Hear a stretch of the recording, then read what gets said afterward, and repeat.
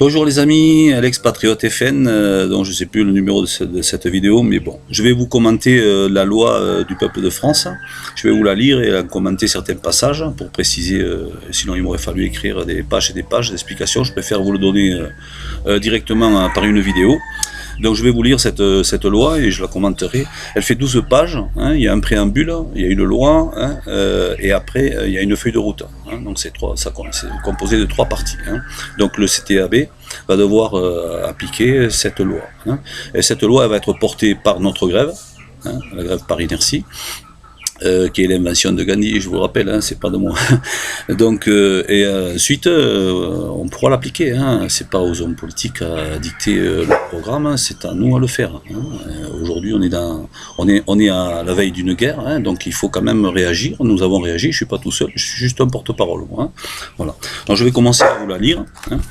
J'espère que vous avez pris connaissance, hein, le peuple-de-france.com, hein, le peuple-de-france.com, vous avez la loi, hein, donc vous pouvez aller voir chaque article, chaque ligne, ça concerne quand même la société nouvelle qu'on propose, une révolution sans verser une goutte de sang. Hein.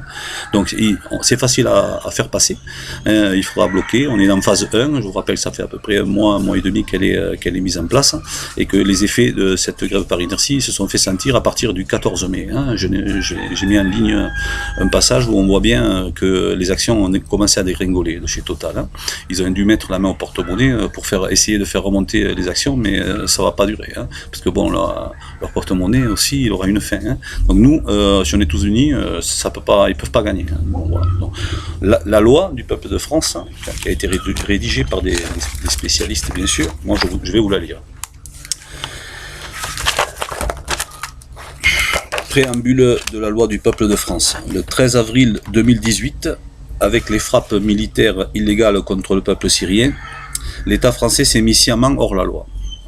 En ne respectant pas la charte des Nations Unies que la France a ratifiée le 31 août 1945, les gouvernants responsables ont jeté le discrédit sur notre nation, traîné dans la fange nos valeurs et couvert de honte les honnêtes citoyens qui la composent aux yeux du monde entier.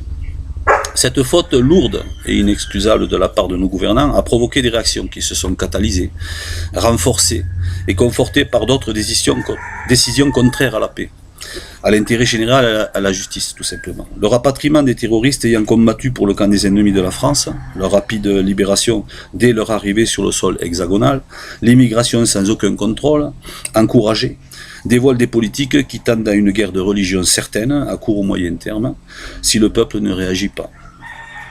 Nous avons bien étudié. Hein. Après une étude approfondie de la situation, nous comprenons parfaitement que la très grande majorité des musulmans en France sont nos alliés, ce sont des républicains, et que seule une minorité d'islamistes sont nos ennemis. Nous allons donc nous attacher à relever leurs défis. Le peuple réagit. Page 2. Un mouvement hostile à la voie de l'opprobre et à celle de la guerre s'est constitué à la recherche d'une solution légale, non violente et durable pour mettre fin à ces dérives totalitaires et irresponsables qui mettent en danger notre République, nos valeurs.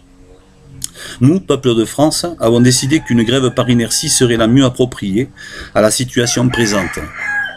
Ce mode de revendication ayant déjà été couronné de succès dans le passé, avec l'indépendance de l'Inde le 15 août 1947, grâce à la clairvoyante sagesse du vénérable Mahatma Gandhi. Nous avons identifié les responsables des injustices que nous endurons depuis 34 ans. Nous savons comment désormais ce groupe d'oligarques a soif insatiable de devises. Nous savons ne pas pouvoir vraiment compter sur les partis politiques plus enclins à défendre les intérêts de leur mouvement qu'à défendre ceux du peuple qui souffre et endure. Et oui, dans aucun programme, vous verrez que le Conseil constitutionnel est démissionné et remplacé par le peuple, hein, pour contrôler ses élus. Hein. Vous voyez, aucun programme. À ma connaissance en tout cas, à notre connaissance. Donc ce qui veut dire que bon, ils font partie quelque part, hein, du système. Nous, le peuple, on va imposer notre loi. Le peuple de France reconnaît cependant avoir une part de responsabilité. On est responsable aussi. Hein. On est responsable. Dans le constat de la situation déplorée, il s'est écarté des vraies valeurs qui faisaient de notre nation un exemple à suivre, il s'est détourné des urnes et a laissé s'installer cette société que beaucoup de nos concitoyens fuient dès qu'ils en ont l'occasion. Il a confié son pouvoir entre les mains malhonnêtes qui le lui ont confisqué, en diluant les responsabilités, en cédant des pans entiers de notre souveraineté, en favorisant les intérêts de quelques privilégiés au détriment du plus grand nombre. Ça, c'est notre faute. Il fallait qu'on réagisse avant. Bon, on réagit aujourd'hui, on réagit depuis le 14 mai, c'est déjà pas mal, hein, c'est bien. Toutefois, 34 ans d'indifférence du peuple et de gabegie de nos dirigeants ne parviendront pas à effacer 15 siècles d'existence et à réduire à néant les sacrifices de ceux qui nous ont légué toutes ces valeurs en héritage. Regardez les monuments aux morts et vous verrez des noms, hein, et ces gens avaient 17 ans, 18 ans, 20 ans, 40 ans, peu importe l'âge, hein, mais ils se sont sacrifiés, hein, pour sauver des valeurs, hein, et aujourd'hui c'est à nous à le faire, quoi. Sinon ils seront morts pour rien, quoi. La France est en danger, nous allons tous la sauver dès maintenant. Voilà, c'est ça l'intérêt, c'est d'être tous ensemble. En démocratie, le pouvoir appartient au peuple, c'est ça la démocratie. Le pouvoir n'appartient pas aux politiciens, on leur a délégué une responsabilité. En démocratie, le pouvoir appartient au peuple, à nous. Hein, à nous. Voilà. Une bande de voyous nous a privés du pouvoir depuis 34 ans. Ils nous pillent, nous oppriment, dilapident les biens de l'État, organisent des politiques qui nous mènent tout droit vers la guerre. Hein. C'est tout, c'est ça. Hein. Nous allons reprendre le pouvoir en bloquant le système, sans violence. C'est notre première... C'est légal, hein, ça doit être légal, non violent, et ça s'appelle la grève par inertie, et c'est une remise au goût du jour de la pensée de Gandhi, hein, qui a obtenu son indépendance. Donc on va y arriver. Ceci est la loi du peuple, en réalité c'est un projet de loi que nous allons porter tous ensemble, hein, puisque de toute façon le peuple est souverain, hein, donc voilà. Article 1, libérer la France de l'État mafieux. Nous exigeons la démission de l'ensemble du Conseil constitutionnel, du président de la République, du président de l'Assemblée nationale, du président du Sénat, du président de l'ordre judiciaire, du président de l'ordre administratif, du président du Conseil économique, social et environnemental, du chef d'état-major des armées, de la présidente du parquet national financier. Toutes ces personnes seront privées de leurs droits civiques à vie. Aucune peine privative de liberté ne sera engagée contre elles. Hein, voilà, le peuple est indulgent quand même. Hein. Toutes ces personnes devront répondre fiscalement de leurs actes publics passés depuis 34 ans. Le président de la Cour des comptes, il était dans le lot, hein, au départ. Hein. D'ailleurs, moi, j'étais parti pour l'inclure. Hein. Mais l'équipe a pensé autrement. Hein. Le président de la Cour des comptes bénéficiera d'une indulgence exceptionnelle s'il accepte de conduire les comptes publics dans le sens de l'intérêt supérieur de la nation. Voilà. Article 2.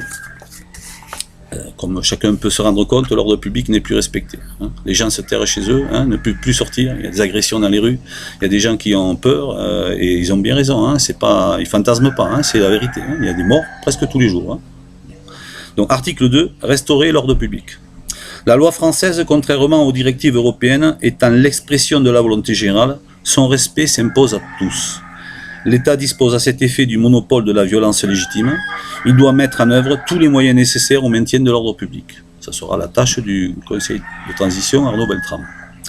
Participer, article 3, participer à la réconciliation nationale.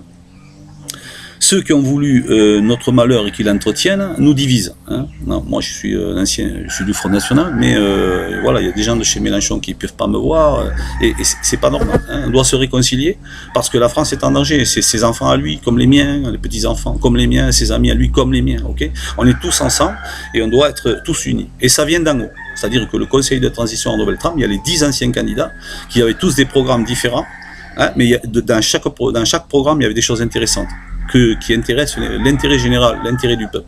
Et nous, on les a remis dedans. Donc il n'y a aucun des gens qui sont pris dans ce Conseil de transition Arnaud Beltrame, qui représente 76% des électeurs. Hein. Donc M. Macron représente que 24% à l'époque, en 2017. Aujourd'hui, j'imagine qu'il n'arrive même pas à 20%. Hein. On ne regarde pas les sondages, on regarde la réalité. Donc voilà, on représente 80% du peuple. Donc la réconciliation nationale, c'est très important. Hein.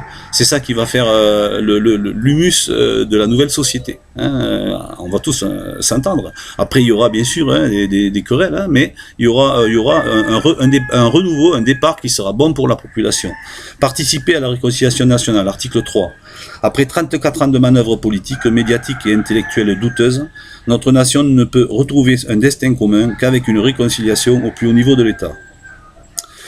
Le Conseil de transition Arnaud Beltrame, CTAB, aura pour objectif d'adopter une attitude faisant en sorte qu'en public, il en soit ainsi. D'accord. Donc on dit bien en public, hein, après on ne les oblige pas à s'aimer si sympa, hein, mais ils ont une mission, ils vont la prendre. Je rappellerai dans la fin de la loi que de toute façon c'est 13 personnes, hein, il y a 10 élus, hein, 10 anciens candidats en tout cas, et trois personnes qui n'étaient pas anciens candidats, mais il y en a un chef d'état-major, l'ancien chef d'état-major, ensuite il y avait un général de gendarmerie, M. Soublet, et aussi M. Trévilly qui était un juge expert en matière de terrorisme. Qui seront là aussi. On leur a pas demandé leur avis à aucun. Hein, d'accord. Si une de ces 13 personnes refuse, je pense surtout aux partis politiques, c'est pas compliqué.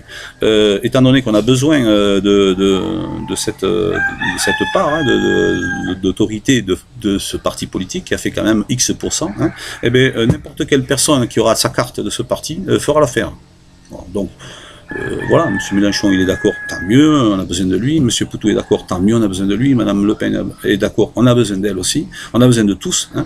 Mais si jamais il y en a un de vous qui veut pas, hein, c'est pas compliqué. La première personne qui a une carte et qui veut se présenter, ben, il sera à votre place. Parce que vous aurez, parce qu'il va y avoir on va redéfinir, on va mettre la proportionnelle intégrale. Donc après, c'est la personne qui sera représentante du CTAB qui aura à nommer les personnes, puisqu'on va le faire immédiatement, d'accord. L'Assemblée nationale va être dissoute et il y aura donc forcément... on reprend les résultats, hein, on reprend les résultats et on fait la proportionnelle intégrale. Ça, c'était une décision de M. Poutou. Hein. Voilà. Donc je continue. Article 4, rédiger la charte républicaine. Je vais détailler ça un peu plus tard. Notre République est laïque. Tous nos concitoyens ont le droit de croire ou de ne pas croire, de choisir ou non telle ou telle religion. Mais aucune religion ne peut rentrer dans le domaine de la vie de la cité. L'espace politique est interdit à toutes les religions. Chaque citoyen français signera cette charte en venant récupérer sa nouvelle carte d'électeur à la mairie de son lieu de vote. Le citoyen se présentera en mairie dans une tenue neutre, c'est-à-dire sans aucun signe religieux. La non-signature de la charte impliquera la privation de tous les droits civiques et sociaux. Et on laissera 3 mois pour réfléchir. C'est-à-dire à partir du moment où elle sera disponible, vous aurez 3 mois pour réfléchir. Si vous ne voulez pas signer, si vous ne voulez pas venir dans une tenue neutre, vous n'êtes plus citoyen. C'est vous qui choisissez, hein. Chaque personne choisit, hein. Il n'y a pas de racisme aucun. Hein. Voilà. Après, il y a des pays dans le monde qui offrent d'autres sociétés. Nous, on vous propose la nôtre. Hein. Voilà. Donc, chacun viendra, hein, signera la charte et puis prendra sa carte d'électeur. Il n'y a aucun problème, tout ira bien. Hein. Voilà. Mais il viendra dans une tenue neutre. Voilà. La non-signature donc impliquera la privation de tous les droits civiques et sociaux. Le conseiller de transition Arnaud Beltrame sera chargé de la rédaction de cette charte. Article 5. Assurer notre sécurité. La France doit rester une terre d'accueil, ce qui n'interdit pas le contrôle des populations qui rentrent dans son espace public.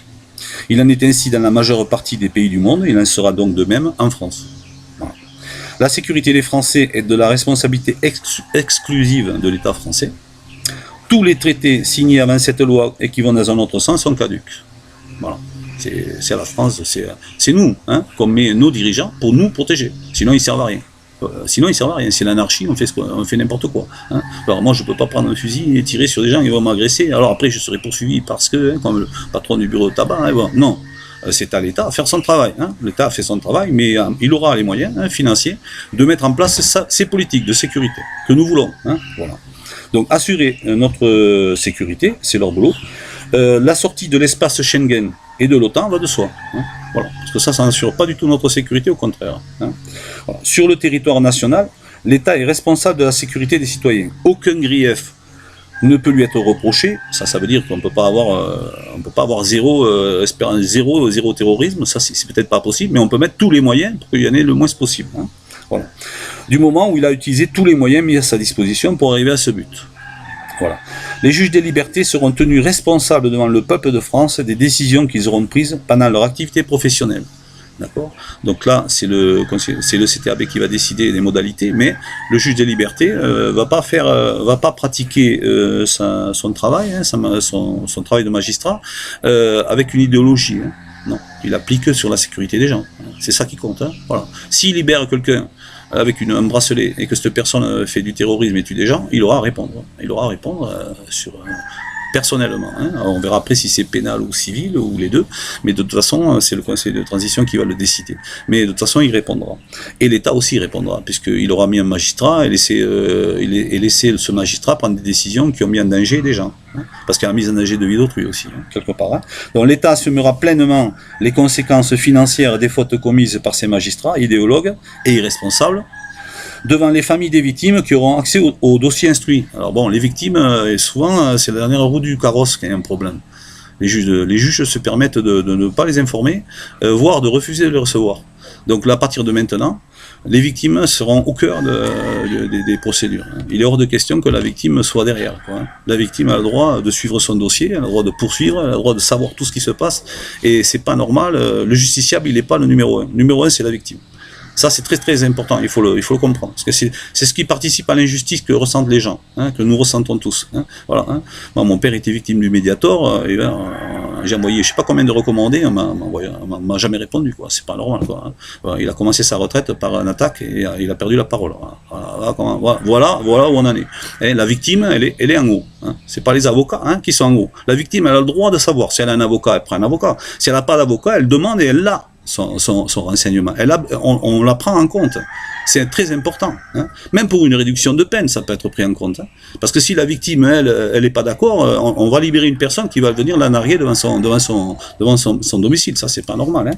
Donc la victime, elle sera maintenant placée en haut. Article 6. Renoncer définitivement à l'Europe fédérale.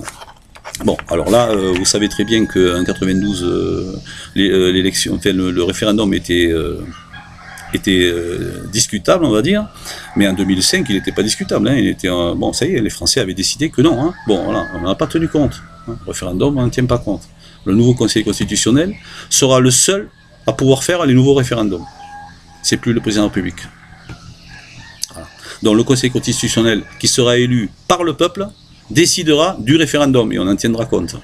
Parce que là, on a demandé un référendum pour l'immigration non contrôlée, on n'a pas droit. On est une poignée de députés qui ont accepté, quoi. Hein. Monsieur Dupont-Aignan a essayé, mais bon, hein, voilà, hein, il y en a certains qui ne sont pas d'accord. Je ne donne pas les noms, parce que on est sur l'union, hein, on est sur la réconciliation. On ne va pas se rentrer dedans. C'est un fait. C'est un fait, on n'a pas le droit à un référendum. Et là, ça sera le Conseil constitutionnel qui sera le seul à pouvoir avoir un référendum à sa disposition pour voir si, voilà, qu'est-ce qu'on peut changer pour l'intérêt du peuple. Voilà. Il ne s'agit pas, voilà, c'est ça le projet. Hein. Voilà. Donc renoncer définitivement à l'Europe fédérale, parce que la France n'est pas n'importe quel pays. Elle a toujours été en pointe dans les avancées de l'humanité. Elle a une histoire, une culture, des usages, des coutumes locales diverses, des terroirs qui lui sont propres. Il n'est pas concevable qu'elle soit diluée dans une nébuleuse dont chacun reconnaît qu'elle ne fonctionne pas, sauf pour l'intérêt des plus fortunés d'entre nous.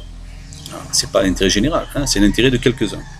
La nation française est le dernier rempart contre la mondialisation sauvage et contre les abus du libéralisme forcené, qui est exactement le contraire de ce qu'il prétend être, et en tout cas provoque des disparités croissantes, hein, entre les très grosses fortunes et la paupérisation du peuple. On voit bien que depuis une trentaine d'années, certains ont multiplié par 7 leur patrimoine, hein, et les peuples, les pauvres se sont étirés. Donc il y a bien un problème quelque part. Hein, et ils se sont servis de l'Europe, hein, en tout cas de l'Europe fédérale, pour justement arriver à ce moyen. Hein, à ce but, hein, et nous c'est pas notre intérêt, donc on doit changer ça. En démocratie, c'est l'intérêt général qui doit être recherché, pas l'intérêt de quelques nantis. Cette vision n'empêche pas de rechercher à mutualiser les moyens de l'État avec d'autres pays que la France pour des actions d'intérêt général des divers peuples qui les composent. Voilà, donc on pourra faire toujours continuer l'Europe, mais sous une forme donc nationale, hein, où chacun aura son mot à dire. Hein. Si un pays ne veut pas recevoir des migrants, il ne recevra pas de brigands, point. Il ne sera pas puni, quoi. Hein. Attendez, c'est quoi ça? Hein, on a quand même notre mot à dire. C'est pas une poignée de gens, d'oligarques, qui vont nous dire ce qu'on a à recevoir chez nous. Hein. Sinon, un jour, on va nous dire, ben voilà, vous prenez un tel, vous le faites manger, quoi. Non, mais attendez, chez moi, j'accueille qui je veux, hein, et j'accueille beaucoup de gens. Hein, je peux accueillir des gens, mais je veux pas qu'on me l'impose. Sinon là, c'est plus la démocratie. Hein. Voilà. Article 8, rénover et adapter nos institutions. L'État doit reprendre à sa charge la gestion des industries essentielles à sa sécurité. L'État doit reprendre à sa charge la gestion de l'eau. Bon, l'eau, c'est vital. Et l'eau, ça ne doit pas appartenir au privé. Ça, c'est pas possible. Voilà. Donc moi, c'est pas possible que ce soit des entreprises privées qui nous donnent quelque chose de vital. Ça appartient à l'État, il peut déléguer sa gestion aux mairies, comme c'était avant, et le prix reviendra raisonnable. Hein. On payera bien sûr quelque chose, hein, parce qu'il faut bien faire des canalisations, etc. Mais il n'est pas question de payer des bénéfices quelconques. Ça doit être un but non lucratif, cette histoire-là. Hein, parce que c'est quand même, ça tombe du ciel, quoi. Après, elle est traitée, l'eau, avec du chlore, hein, pas plus qu'avec du chlore. Hein. Moi, je suis ancien chauffeur, je le sais très bien, j'en ai livré des stations. Alors qu'ils ne nous racontent pas des conneries. Hein. D'accord?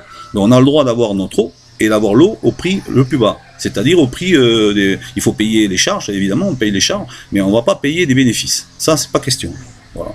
Donc, l'État doit reprendre à sa charge la gestion de l'eau, des énergies, des autoroutes et des parkings au prix exorbitant en créant une institution nouvelle chargée de rapatrier ces ressources essentielles à la vie du citoyen sur le sol français. D'accord ? Donc il y aura une institution qui va travailler avec le parquet national financier, qui va voir dans quelle mesure ces transferts de propriété ont été passés avec le privé. Il y aura probablement des recherches fiscales. Et on verra si en tout cas, ça sera au conseil de transition de Beltrame de mettre en place ce ministère qui sera chargé de rapatrier tout ça. Bon, on le fera dans la loi. On ne va pas le prendre d'office, on ne va pas les obliger, mais on va le faire dans la loi. Hein, voilà. Et en tout cas, ça sera de nouveau l'État qui va récupérer. À terme, ça sera ça. Hein.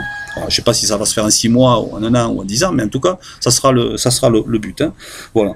Donc, les modalités de récupération seront laissées à la libre appréciation du CTAB, qui devra travailler conjointement avec le nouveau parquet financier que le CTAB nommera au nom du peuple. Le parquet financier actuel, tout le monde est viré. Les magistrats sont redéployés. La présidente du parquet national financier, elle est démissionnée. Et il y aura d'autres personnes nommées qui formeront le nouveau parquet national financier, sur les ordres des ministres. Hein, voilà. L'efficacité pour un service public de qualité sera l'objectif du CTAB. Une grande latitude est laissée au CTAB pour parvenir à ce but qui doit avoir pour cadre l'efficacité maximale et l'économie des moyens de mise en œuvre pour un service de qualité optimale, c'est-à-dire de proximité. Hein, on ne va pas mettre un bureau de poste à 300 km pour aller mettre d'accord. Hein, voilà. Hein, il faut mettre des services publics qui soient proches des gens. Hein, voilà. En plus des populations qui habitent loin et donc qui ne sont pas des citadines et qui ont une pharmacie très loin. Voilà. Hein, s'il faut adapter, on adapte. Quoi. On adapte au plus économique, mais que ça serve le citoyen, sinon le citoyen il va plus voter, il en a marre d'être pris pour un con, il va plus voter. Donc nous ce qu'on veut c'est que les gens votent, hein, juste au contraire, hein, parce qu'il faut voter. Hein, voilà. Les économies se feront sur les budgets de l'État et pas sur le service public auquel tout citoyen a droit. L'Assemblée nationale a trop de représentants, 300 députés sont suffisants. Donc l'Assemblée nationale, telle qu'elle existe aujourd'hui, une fois que cette loi sera passée et signée, n'existera plus. Ce sera les chefs de parti qui seront au CTAB qui désigneront les personnes. Donc il y a des partis politiques qui ne paraîtront plus, par exemple le Parti communiste, parce qu'il n'avait pas de représentant à la présidence de la République, mais peut-être M. Mélenchon pourra prendre quelques communistes dans sa liste. C'est lui qui voit. Hein. Chacun après fera en fonction. Quoi, hein, voilà. Donc ça sera, parce que bon, il faut intégrer les gens, hein, je veux dire, voilà, il y a toutes les sensibilités, on a le droit de les intégrer, mais ça c'est aux responsables politiques de chaque parti de choisir les personnes. En tout cas, on a une liste déjà, on a fait un tableau, et pour ce tableau, je peux vous donner le résultat. Déjà, je peux vous en parler. Attendez. Il faudra que je retrouve cette liste. Bon, je vous en parlerai tout à l'heure. Vous allez voir, ça fait 300 députés. Voilà, M. Macron en aura 24%, exactement le montant voilà, le nombre le pourcentage. Hein. Ça, c'était un projet de M. Poutou. Donc, bon, voilà. Quand même, on tient compte de tout le monde, quand même, et surtout quand c'est des bonnes idées. Hein. Voilà. Quand il y a des bonnes idées et que ça intéresse le peuple, il n'y a pas de raison. Hein. Voilà, hein. Donc, l'Assemblée nationale a trop de représentants, 300 députés suffisent. Le Sénat et le Conseil économique, social et environnemental sont inutiles. Aussi, c'était de M. Poutou. C'est notre avis aussi. Voilà. C'est-à-dire qu'eux, ils servent à rien. Hein. Donc, ça ne sert à rien de les payer. Hein. Voilà. Nos impôts, ils iront ailleurs. Alors, leur travail ralentit le processus et le bon déroulement de l'élaboration des lois. Oui, hein, vous savez bien hein, que ça passe à l'Assemblée, ça revient au Sénat, ça repasse à l'Assemblée.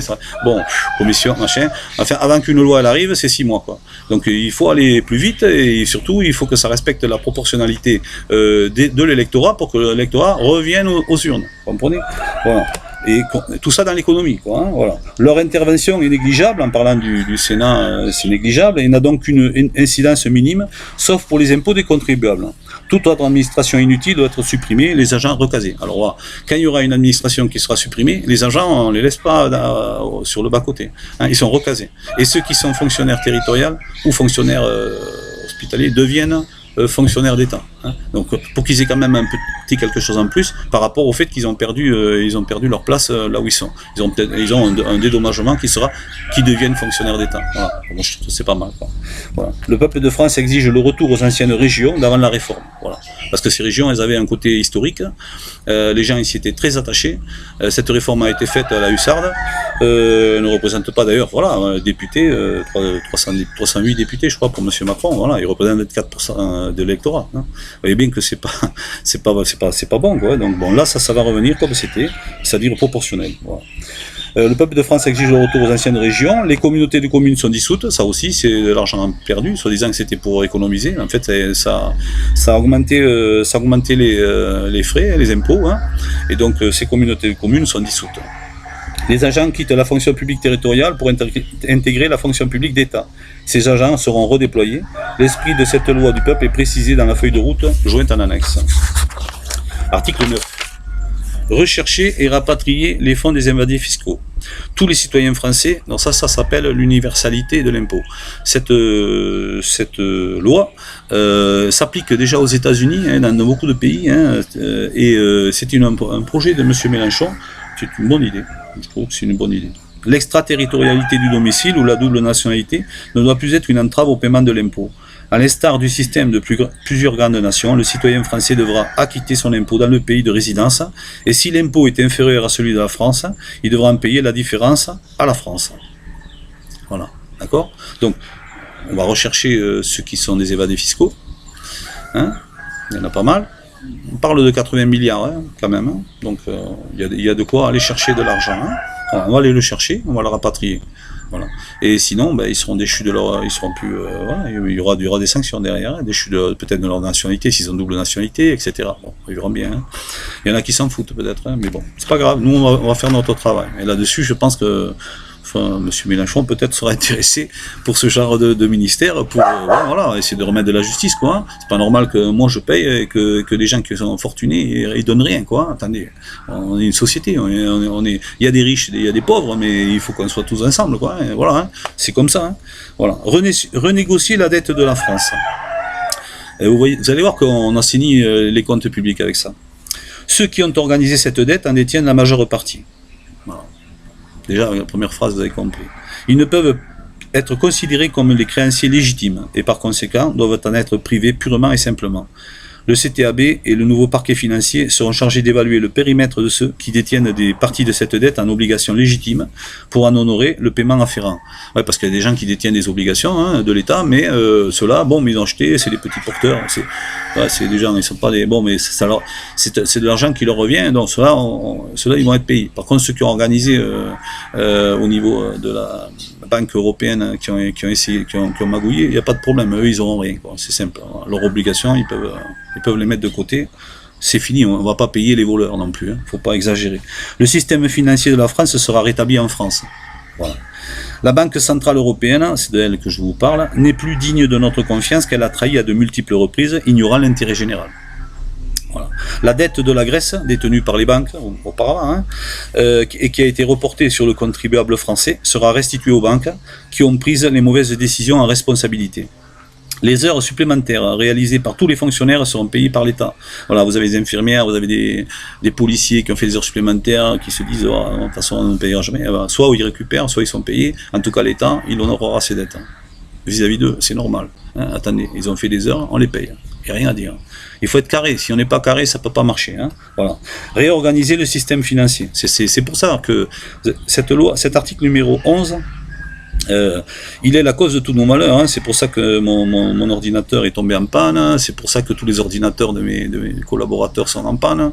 Voilà. Hein. Là, j'en ai encore un autre. De toute façon, ils ne pourront pas nous empêcher parce que c'est les ordinateurs. On peut travailler hors connexion. Hein. On fait ce qu'on veut. Voilà. Donc, de toute façon, le peuple, ça va passer la voix du peuple. Il n'y a rien à faire. Ils ne pourront pas s'y opposer.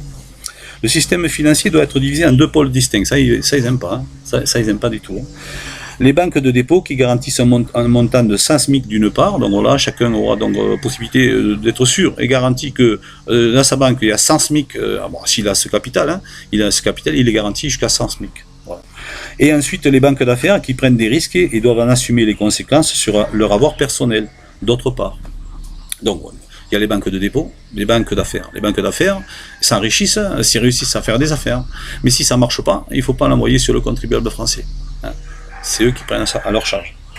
Alors toutes les créances douteuses ou toxiques transférées aux contribuables français depuis 15 ans seront restituées à leurs légitimes propriétaires. Le nouveau parquet financier mettra en œuvre cette exigence du peuple de France. Une taxe donc vous avez là-dessus, vous avez la dette grecque par exemple qui a été transférée sur le contribuable français, mais ça va revenir aux banques. C'est eux qui vont payer, c'est eux qui ont pris les risques. Si la Grèce ne paye pas, c'est eux qui casquent, c'est pas nous. C'est normal. Hein. Pourquoi le contribuable payerait les risques qu'ont pris les autres? C'est pas normal. Donc voilà, celui qui a pris les risques, il casque. Voilà. Si c'est le Crédit Agricole ou d'autres banques, mais vous payerez. Voilà, c'est comme ça. C'est le peuple qui décide, hein, le peuple est souverain. Voilà. Une taxe de 0,2% sera imposée sur chaque montant de toutes les transactions électroniques pour éviter les abus des banques, de certaines banques d'affaires qui jouent en bourse comme au casino et mettent en difficulté, voire en péril, l'économie réelle. Alors là, il faut que je m'attarde un peu là-dessus.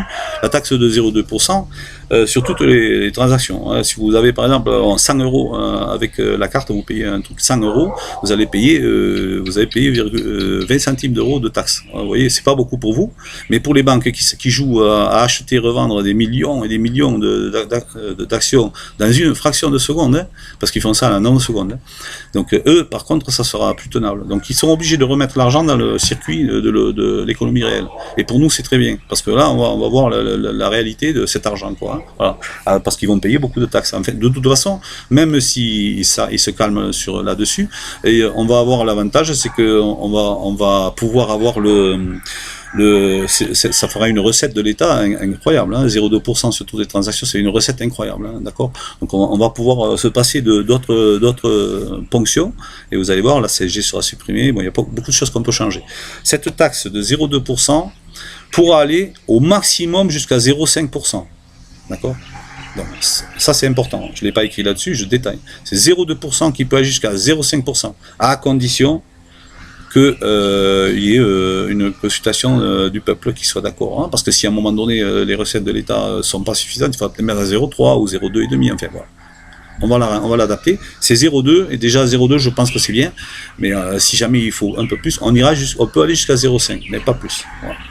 La France garantit le financement de toutes les campagnes électorales. Il ne s'agit pas de lancer l'anathème sur un parti politique ou un autre. Moi j'étais d'un parti où on nous refusait tous les crédits.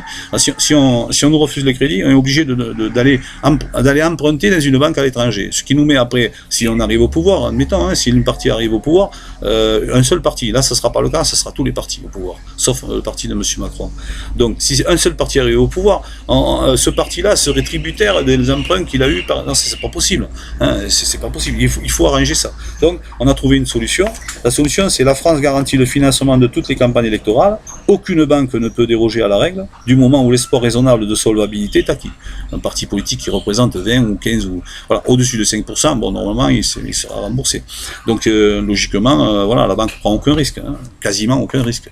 Donc, elle doit accéder. Voilà, s'il n'y en a pas une, c'est l'autre, mais en tout cas, il y en a au moins une qui doit accéder. D'accord ? Et toutes doivent donner leur avis et ça doit être tous positifs. Obligatoire.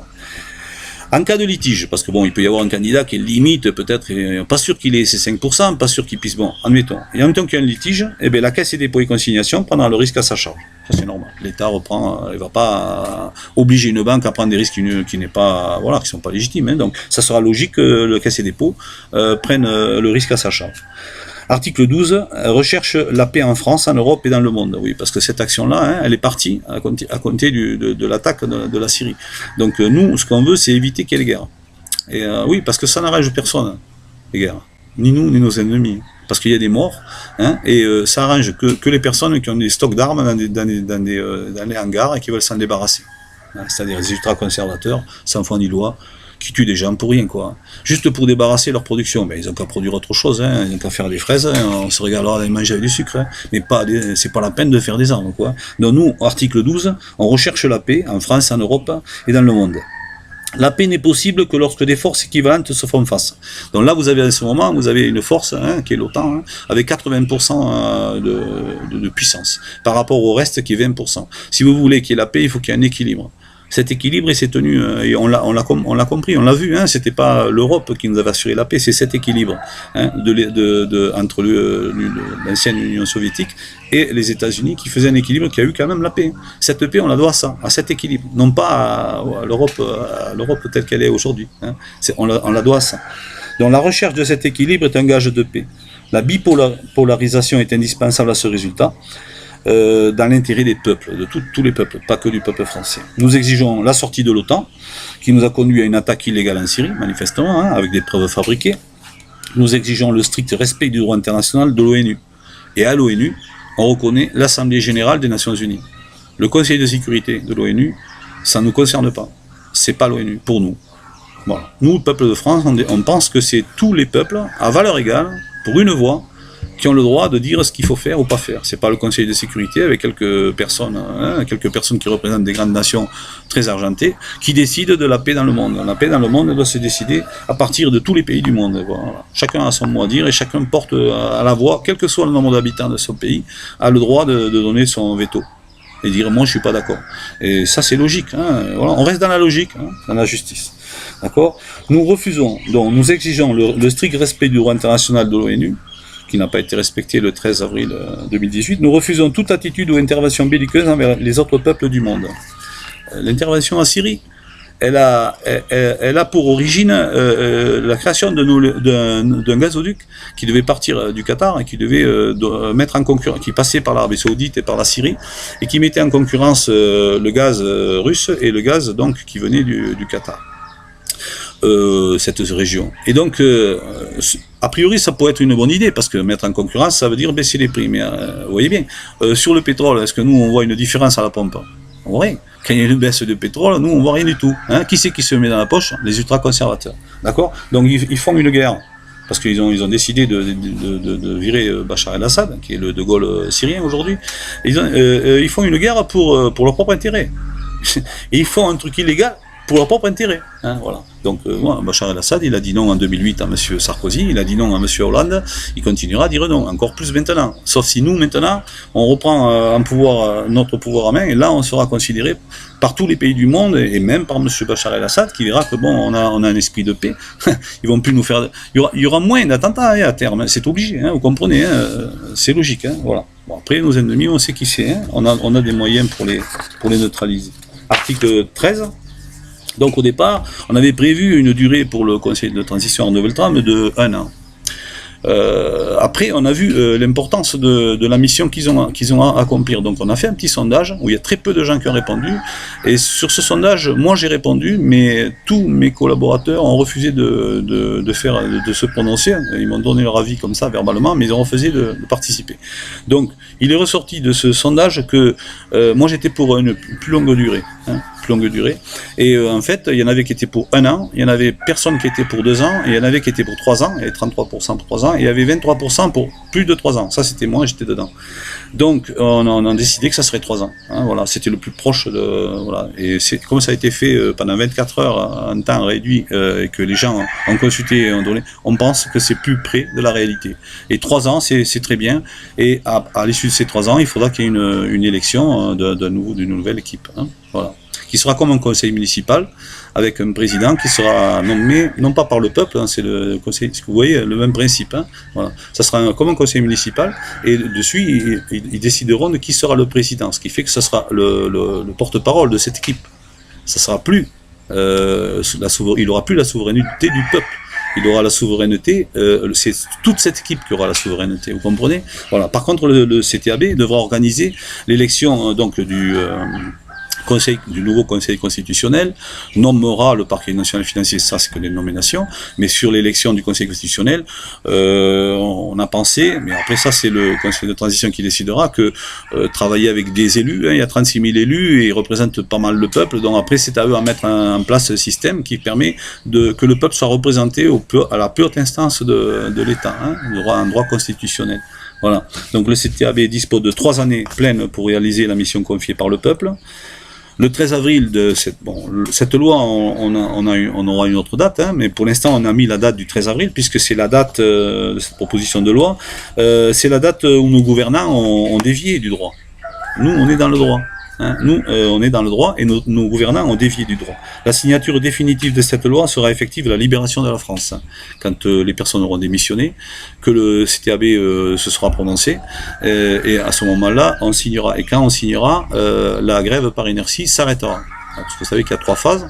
La phase contre les produits pétroliers, la phase contre les produits non stockables, l'électricité, qui débutera en octobre, 1er octobre, et la phase contre les produits périssables de la grande distribution qui commencera le 1er décembre. Il se peut que cette phase 3 soit avancée.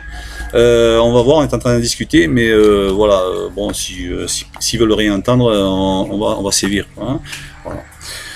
Alors, si les Français veulent agir en ce sens, nous donnerons tous ensemble une vraie et confortable légitimité au Conseil de transition, puisqu'on les a portés, on les portera au pouvoir. Et voilà, ils sont véritablement issus du peuple et de 80% du peuple, voilà, même peut-être plus, mais bon, voilà, donc c'est pas mal. Donc, et c'est le peuple se sert de la grève par inertie, et c'est sa nouvelle force, quoi. C'est le contre-pouvoir du peuple, la grève par inertie. Mais il faut s'y mettre tous ensemble. Et on sait maintenant que ça a bien démarré, ça marche bien. Ça marche très bien. Voilà. Il ne faut pas anticiper les étapes, c'est-à-dire bon, n'essayez pas de faire du mal pour l'instant. Restons ordonnés. On a dit qu'on atteignait les grandes stations autoroutières. Vous voyez, on attaque les produits pétroliers. On attaquera chaque phase en son temps. N'attaquez pas pour l'instant la grande distribution, parce que les finances de l'État, ils perdent aussi. Donc nous, on a quand même le souci des finances de l'État. On va pas non plus ruiner notre pays. Mais de notre côté, s'il faut arriver là, on le ruinera. Mais ceux qui ont voulu nous tenir tête, ils seront ruinés aussi, quoi. C'est à eux à voir. Est-ce qu'ils auront plus les reins plus solides que nous? On verra. On verra. Moi, je crois pas. Parce qu'ils ont déjà mis la main au porte-monnaie, là. D'accord?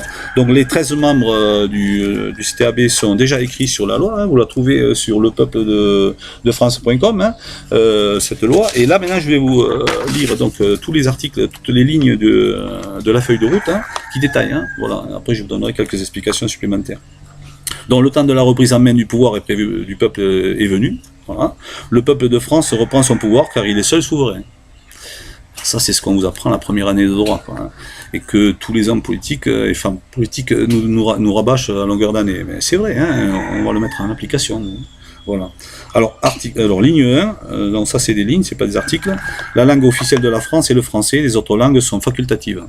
Alors vous verrez, les langues régionales sont pas délaissées, mais c'est pas une obligation.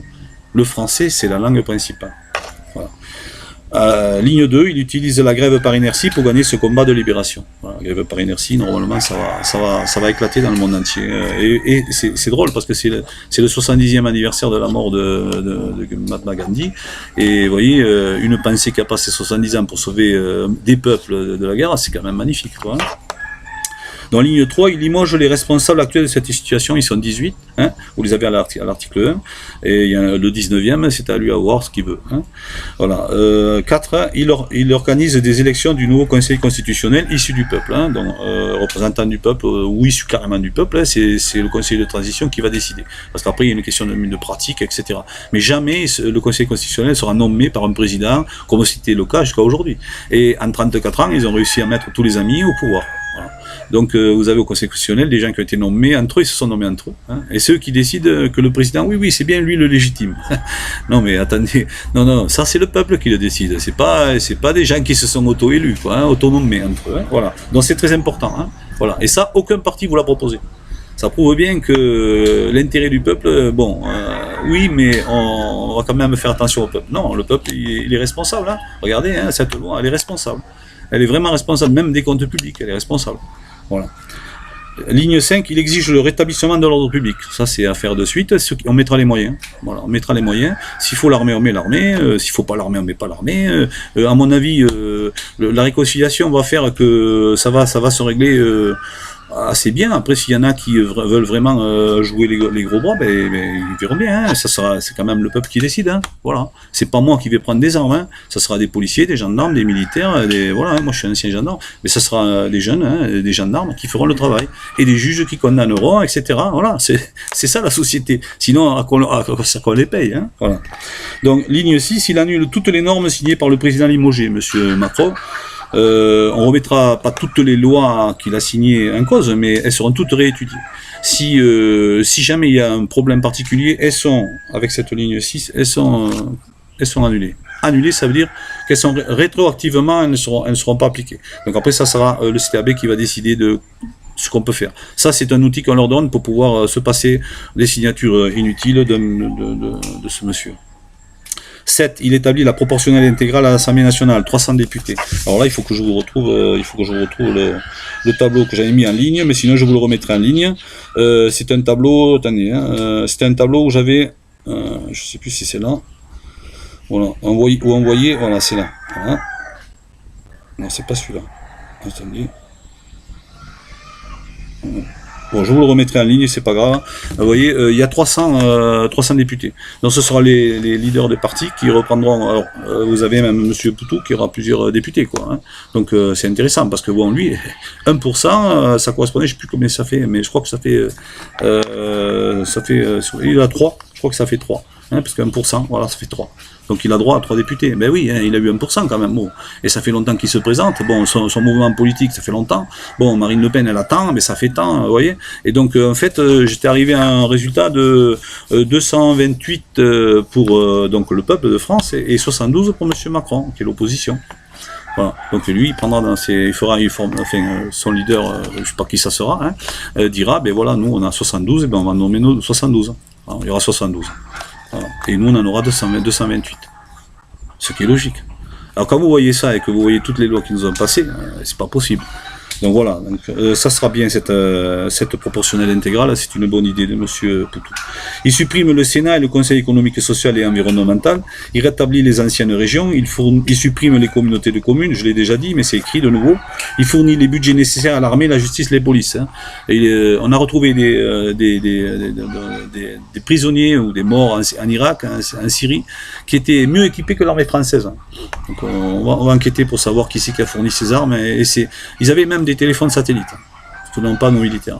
Donc bon, je pense qu'il y aura une enquête là-dessus et on verra qui a fourni quoi. Après ils répondront de leurs actes.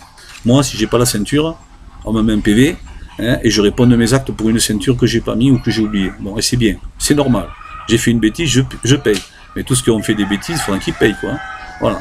On va pas les mettre en prison forcément. Pas ça qui est recherché. Ce qui est recherché, c'est de montrer, voilà, là tu as fait une faute, mais tu dois payer sur cette faute. Voilà. C'est tout.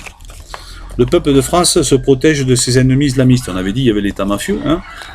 Deuxième, il y avait les islamistes. Et troisième, c'était l'Europe fédérale. Donc, ligne 12, il interdit l'islam politique et lutte contre les islamistes. Alors là, bien sûr, l'islam politique, comme toutes les autres religions politiques. Il n'y a pas de question qu'il y ait une religion qui s'impose dans l'espace public. La religion, c'est personnel. Il interdit tout abattage rituel et reconnaît la cause animale. Alors pour les islamistes, écoutez, l'abattage rituel, c'est terminé. Les animaux ont droit à un minimum de respect. Votre religion, si vous voulez l'appliquer telle que vous la voyez, hein, on sait très bien que c'est pas la vraie religion des musulmans, mais si vous voulez l'appliquer comme ça, vous allez dans le pays où ça s'applique, hein, vous restez pas en France. Chez nous, on ne tue pas les animaux sans les étourdir. C'est tout. Point final. 14. Il sanctionne vigoureusement tout acte antisémite. L'antisémitisme... c'est quelque chose que nous on rejette, hein, et les gens qui sont dans cette société le rejettent, hein, et le peuple de France le sanctionnera fermement et vigoureusement. Il n'accorde plus de double nationalité, on ne va pas supprimer les doubles nationalités, on n'accorde plus. Et il déchoit les indignes. S'il y a des indignités, à ce moment-là, hein, si vous revenez d'Irak, si vous revenez de combattre en ayant brûlé le passeport français, vous revenez en France, c'est pas la peine. Si vous avez double nationalité, vous avez la deuxième nationalité et vous allez dans le pays d'accueil. Hein. Voilà. Il instaure une responsabilité familiale pour ce qui touche au terrorisme. Voilà, dans une famille, hein, vous serez responsable les uns des autres. Voilà. Donc, comme on voit pour la Fermera, où il y avait un frère qui était dans du bon côté, hein, de la barrière, eh bien, c'est lui qu'il faut protéger. Et ceux qui étaient du mauvais côté, eh bien, ils subiront les sanctions. S'il y a expulsion, ils seront expulsés. Comme ça, dans chaque famille, quand on voit quelqu'un qui dévie, soit on le ramène à la raison soi-même, soit bon, c'est l'idéal, hein, on essaie de le ramener à la raison soi-même, ça peut arriver. Hein. On a des enfants, les enfants peuvent faire des bêtises, rencontrer les mauvaises personnes, etc. Donc ça peut arriver, on le comprend. Même moi, j'ai des enfants, ça peut arriver. Mais à ce moment-là, c'est à nous à essayer de raisonner. Si on voit qu'on peut pas, à ce moment-là, on en réfère. C'est pas dénoncer, c'est protéger son propre enfant et protéger aussi les autres. Hein. On va pas. Si un gamin il s'est fait avoir par une secte, il faut le mettre hors de danger, quoi. Hein. Voilà. Peut-être que en le dénonçant, il va être protégé, il va finir par comprendre, etc. Voilà. Donc ça, il faut le faire. Il y aura une responsabilité familiale. 17, il invite tous les citoyens à signer la charte républicaine, ça sera fait. 18, il prive de tout droit civique les individus réfractaires, après 3 mois de réflexion. Hein.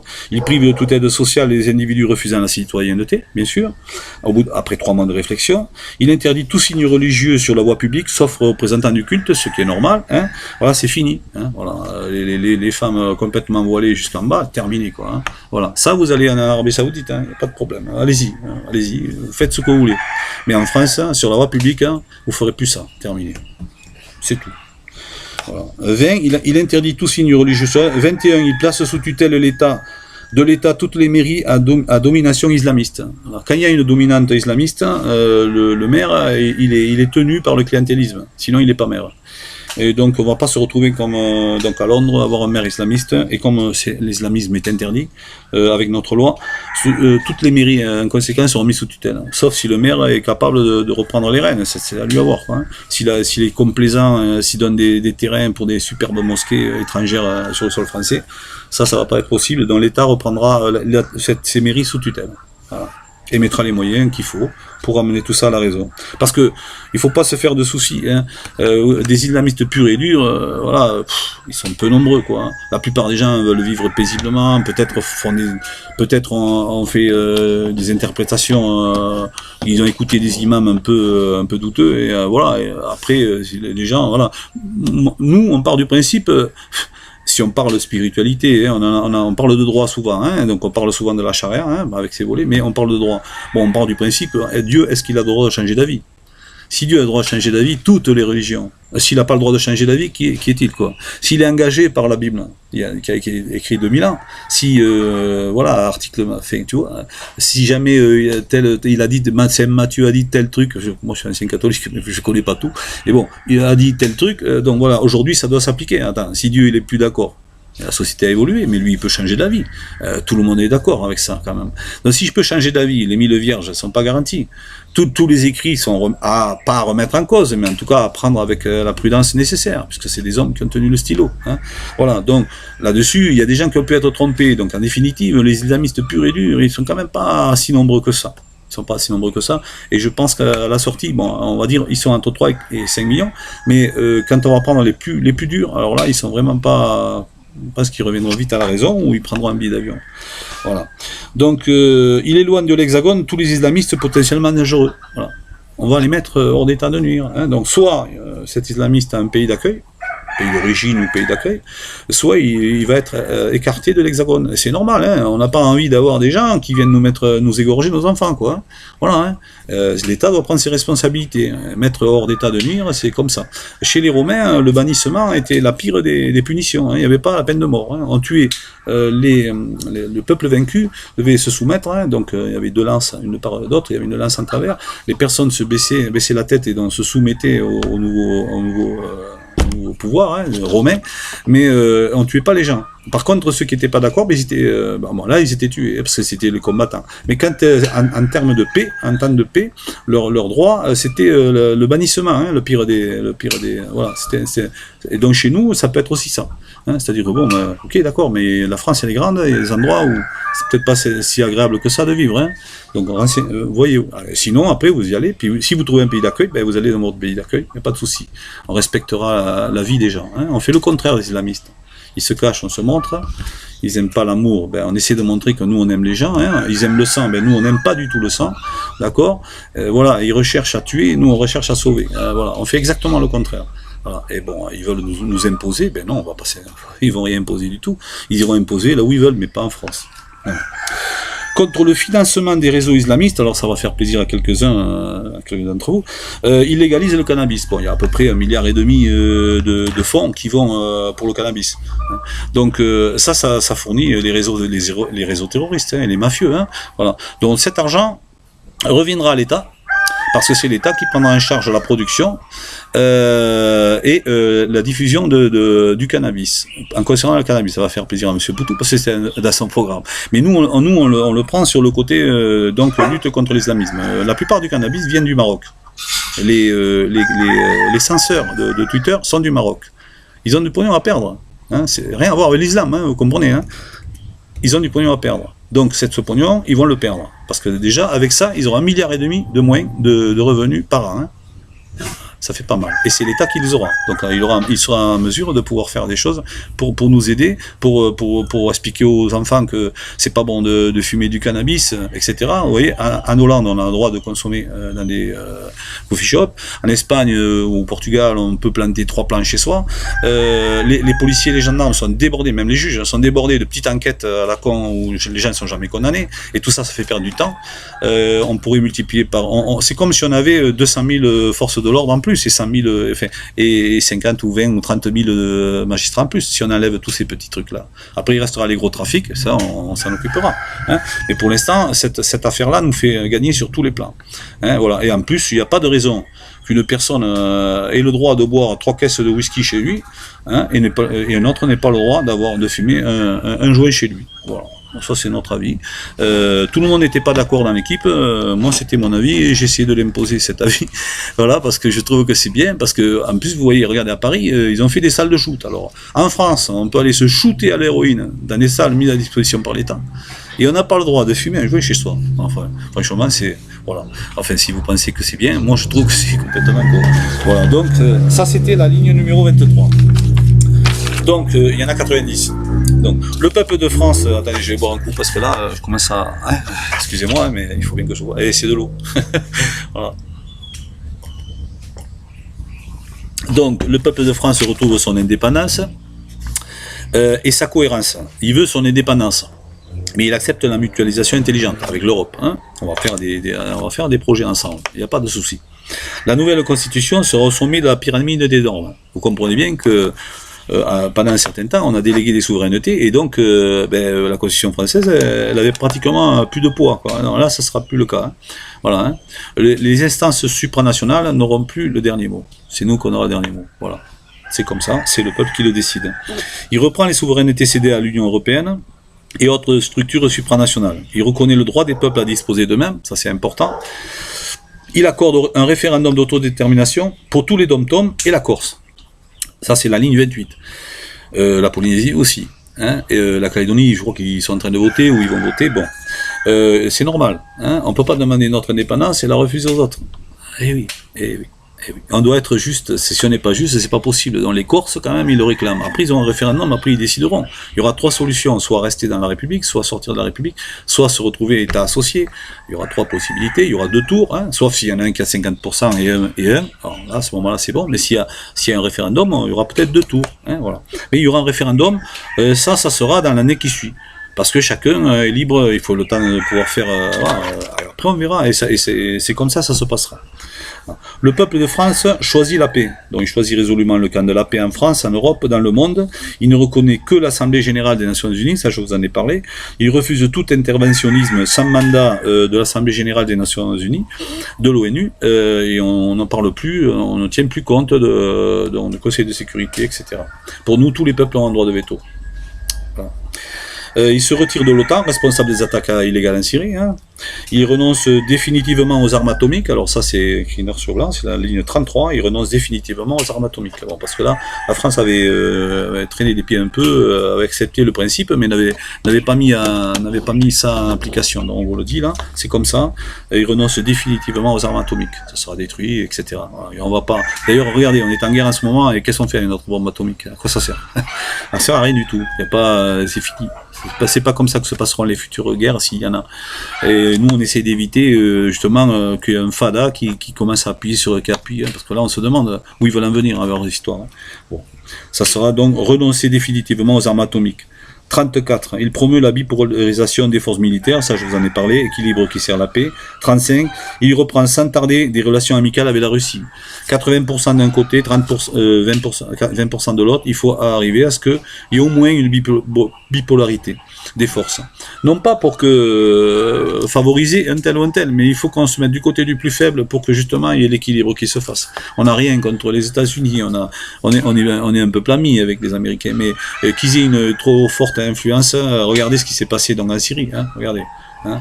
Le 9 avril, vous avez le prince syrien, le prince saoudien qui vient en France, hein, qui achète quelques armes, qui balance quelques enveloppes, et à la sortie, vous avez la France et les États-Unis qui vont attaquer un peuple ami. Voilà. Et ça rapporte quoi aux Français, quoi. Ça rapporte quoi au peuple français, même aux Français, même aux étrangers qui vivent en France, légalement. Bon voilà, donc ça, on veut l'éviter, quoi. On veut l'éviter. Donc l'Assemblée Générale des Nations Unies, il se retire de l'OTAN, responsable, il renonce définitivement aux armes atomiques, il promeut la bipolarisation, il reprend sans tarder les relations avec la Russie. Et ça c'est très bien, ça devrait pouvoir se faire. Et en même temps, on pourra aussi renouer des contacts avec économiques avec ces pays-là, parce que bon, vous avez des paysans de chez nous qui travaillent avec eux, et à force de pas travailler, ben ça va se perdre. Et c'est dommage, hein, parce que vous avez des agriculteurs de chez nous qui travaillent avec eux. Hein. Voilà. Ça pourrait être intéressant. Le peuple de France veut préserver la planète. Ligne 36. Il veut préserver la planète par un mode de production durable. Voilà, vous êtes au courant de l'obsolescence programmée. Hein. Ce sont des appareils qui sont prévus à l'origine pour tomber en panne. C'est tout ce qui est électronique. C'est comme ça. Voilà. Et vous avez des machines à laver. Alors ici, là où j'habite moi dans les îles, voilà, machine à laver, un truc qui tombe en panne, c'est foutu, on en achète une autre, etc. Ça pollue. Voilà. Donc si on faisait une machine à laver qui soit costaud, et on est capable de le faire, nous par exemple à Tahiti, mais on peut faire venir quelqu'un qui le fait, un pays qui le fait, mais nous on peut y arriver aussi. Et je veux dire, à ce moment-là, on change la pompe, si la pompe est en panne, et ça pollue moins la planète. C'est pas des blabla, c'est du réel, quoi. C'est ce qu'on voit, nous, hein, dans les îles, ils ont des frigos, des machines à laver, tous les 2 ans, il faut changer. C'est pas possible, quoi. Le recyclage, etc. Bon. Il privilégie le circuit court en matière commerciale. Le circuit court, c'est l'idéal. Hein, c'est-à-dire, bon, voilà, on prend pas un œuf de France, on va le faire couver en Pologne, on l'envoie aux États-Unis pour faire un poulet, et après on l'envoie en Chine pour le mettre en barquette et on le ramène en France, quoi. Si on peut le faire local, voilà, on n'a pas de pollution, on a la production locale, on n'a plus de chômage, etc. C'est tellement évident que, ouais, mais bon, vous avez compris que les gens qui ont décidé, ce sont une poignée de gens qui pensent autrement, quoi. Et ils polluent notre planète, hein. Ils la pourrissent, quoi. Et donc nous, on va éviter ça, quoi. On va pousser avec cette grève par inertie et on va arriver à faire passer cette loi, vous allez voir.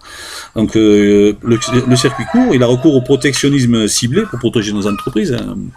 Le code des marchés publics, quand on met en compétition un marché, on favorise l'entreprise du coin, hein. Enfin quand même, du coin, en tout cas française. Hein. Bon, après s'il y a... Maintenant, si ce sont des entreprises qui font venir des travailleurs étrangers pour baisser les prix, alors là ça marche pas. Hein, d'accord, on va favoriser, mais on va le faire intelligemment. Hein, voilà, s'il y en a un qui est plus bas, mais qui respecte pas les travailleurs français, eh ben à ce moment-là, eh ben, ils n'auront pas le marché.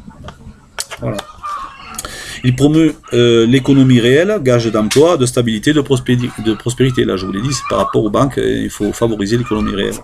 Il renonce aux énergies fossiles. Donc nous, on essayera de se passer du pétrole. On va pas pouvoir se passer du pétrole totalement, mais enfin on peut en économiser beaucoup. Avec les taxes à 0,2% qui passent jusqu'à 0,5% sur les transactions électroniques, on pourra avoir des finances publiques assez bonnes et on pourra se passer du pétrole. Ceux qui nous faisaient du chantage depuis 73, vous allez pouvoir remplir vos piscines avec votre pétrole. Nous, on pourra s'en passer. Et c'est certain, hein, c'est certain. parce qu'on en est capable. Hein. Sur une voiture, vous mettez 2 panneaux solaires, vous roulez à l'œil toute l'année. Hein. Faut arrêter, et alors, dans les pays où il fait chaud, n'en parlons pas. Hein. Donc, toute cette histoire-là, c'est une histoire de taxes. C'est tout. Sur un litre de carburant, vous avez 1 euro de taxe. Voilà. C'est juste la rentrée fiscale de l'État. Et il suffit d'inverser cette rentrée fiscale, et puis ça y est, on n'a plus besoin de pétrole. Voilà. Et en plus, on ne polluera pas. Quoi. Dans les énergies fossiles, moi, je me vois mal à Tahiti avec une raffinerie de pétrole devant les yeux, quoi. Hein. Ah oui, alors là, c'est pas question là-dessus. Et j'imagine qu'il y a beaucoup de gens qui sont comme ça. En tout cas, nous, dans notre groupe, on est tous comme ça. Hein. Voilà. Donc, on a bien précisé, la ligne 40, on renonce aux énergies fossiles et atomiques, hein, bien sûr. Hein, on renonce. Hein, voilà, hein, on va à partir de maintenant, on va se passer de ça. Il va falloir s'en passer. Voilà. Et les éoliennes en pleine mer, non. Non. Si les Allemands qui fabriquent les éoliennes, ils veulent des éoliennes, donc ils les mettre chez eux. Voilà. Les éoliennes, c'est non. Voilà. Ça pollue la vue des gens, ça c'est pas efficace. Quand il fait beaucoup de vent, moi je suis d'origine de Narbonne, il fait beaucoup de vent et les éoliennes sont toujours en panne, elles marchent pas, ça produit pas vraiment, ça apporte juste des taxes dans les communes, c'est tout ce que ça rapporte. Donc à démonter le plus tôt possible. Ça pollue aussi la vue des gens, hein, c'est pas joli, c'est affreux. Et je me rends souvent, donc je passe souvent en Allemagne, mon frère habite en Hollande. Donc je vois en Allemagne, j'en vois pas tant que ça, quoi. Hein. Je vois beaucoup de panneaux solaires. Donc, dis-moi avec qui tu te fais, je te dirai qui tu es. Moi, les Allemands, j'ai vu qu'ils mettaient des panneaux solaires. Pourtant, là, en Allemagne, il y a moins de soleil que dans le sud de la France. Donc tous les toits de France pourraient être couverts intégralement de panneaux solaires et d'électricité, on en a plein, quoi. L'EDF n'aura plus le monopole. Chacun pourra faire son économie d'énergie sans être obligé de passer par monopole de EDF. C'est quoi cette histoire? On est pour l'écologie, on ne l'est pas. Donc du moment que c'est conforme à la sécurité, il n'y a pas de raison, quoi. Qu'il y ait un contrôle à la sortie pour voir si c'est conforme à la sécurité, ok. Mais de notre côté, moi je ne vais pas demander personnellement à EDF de mettre un panneau sur mon toit. Hein.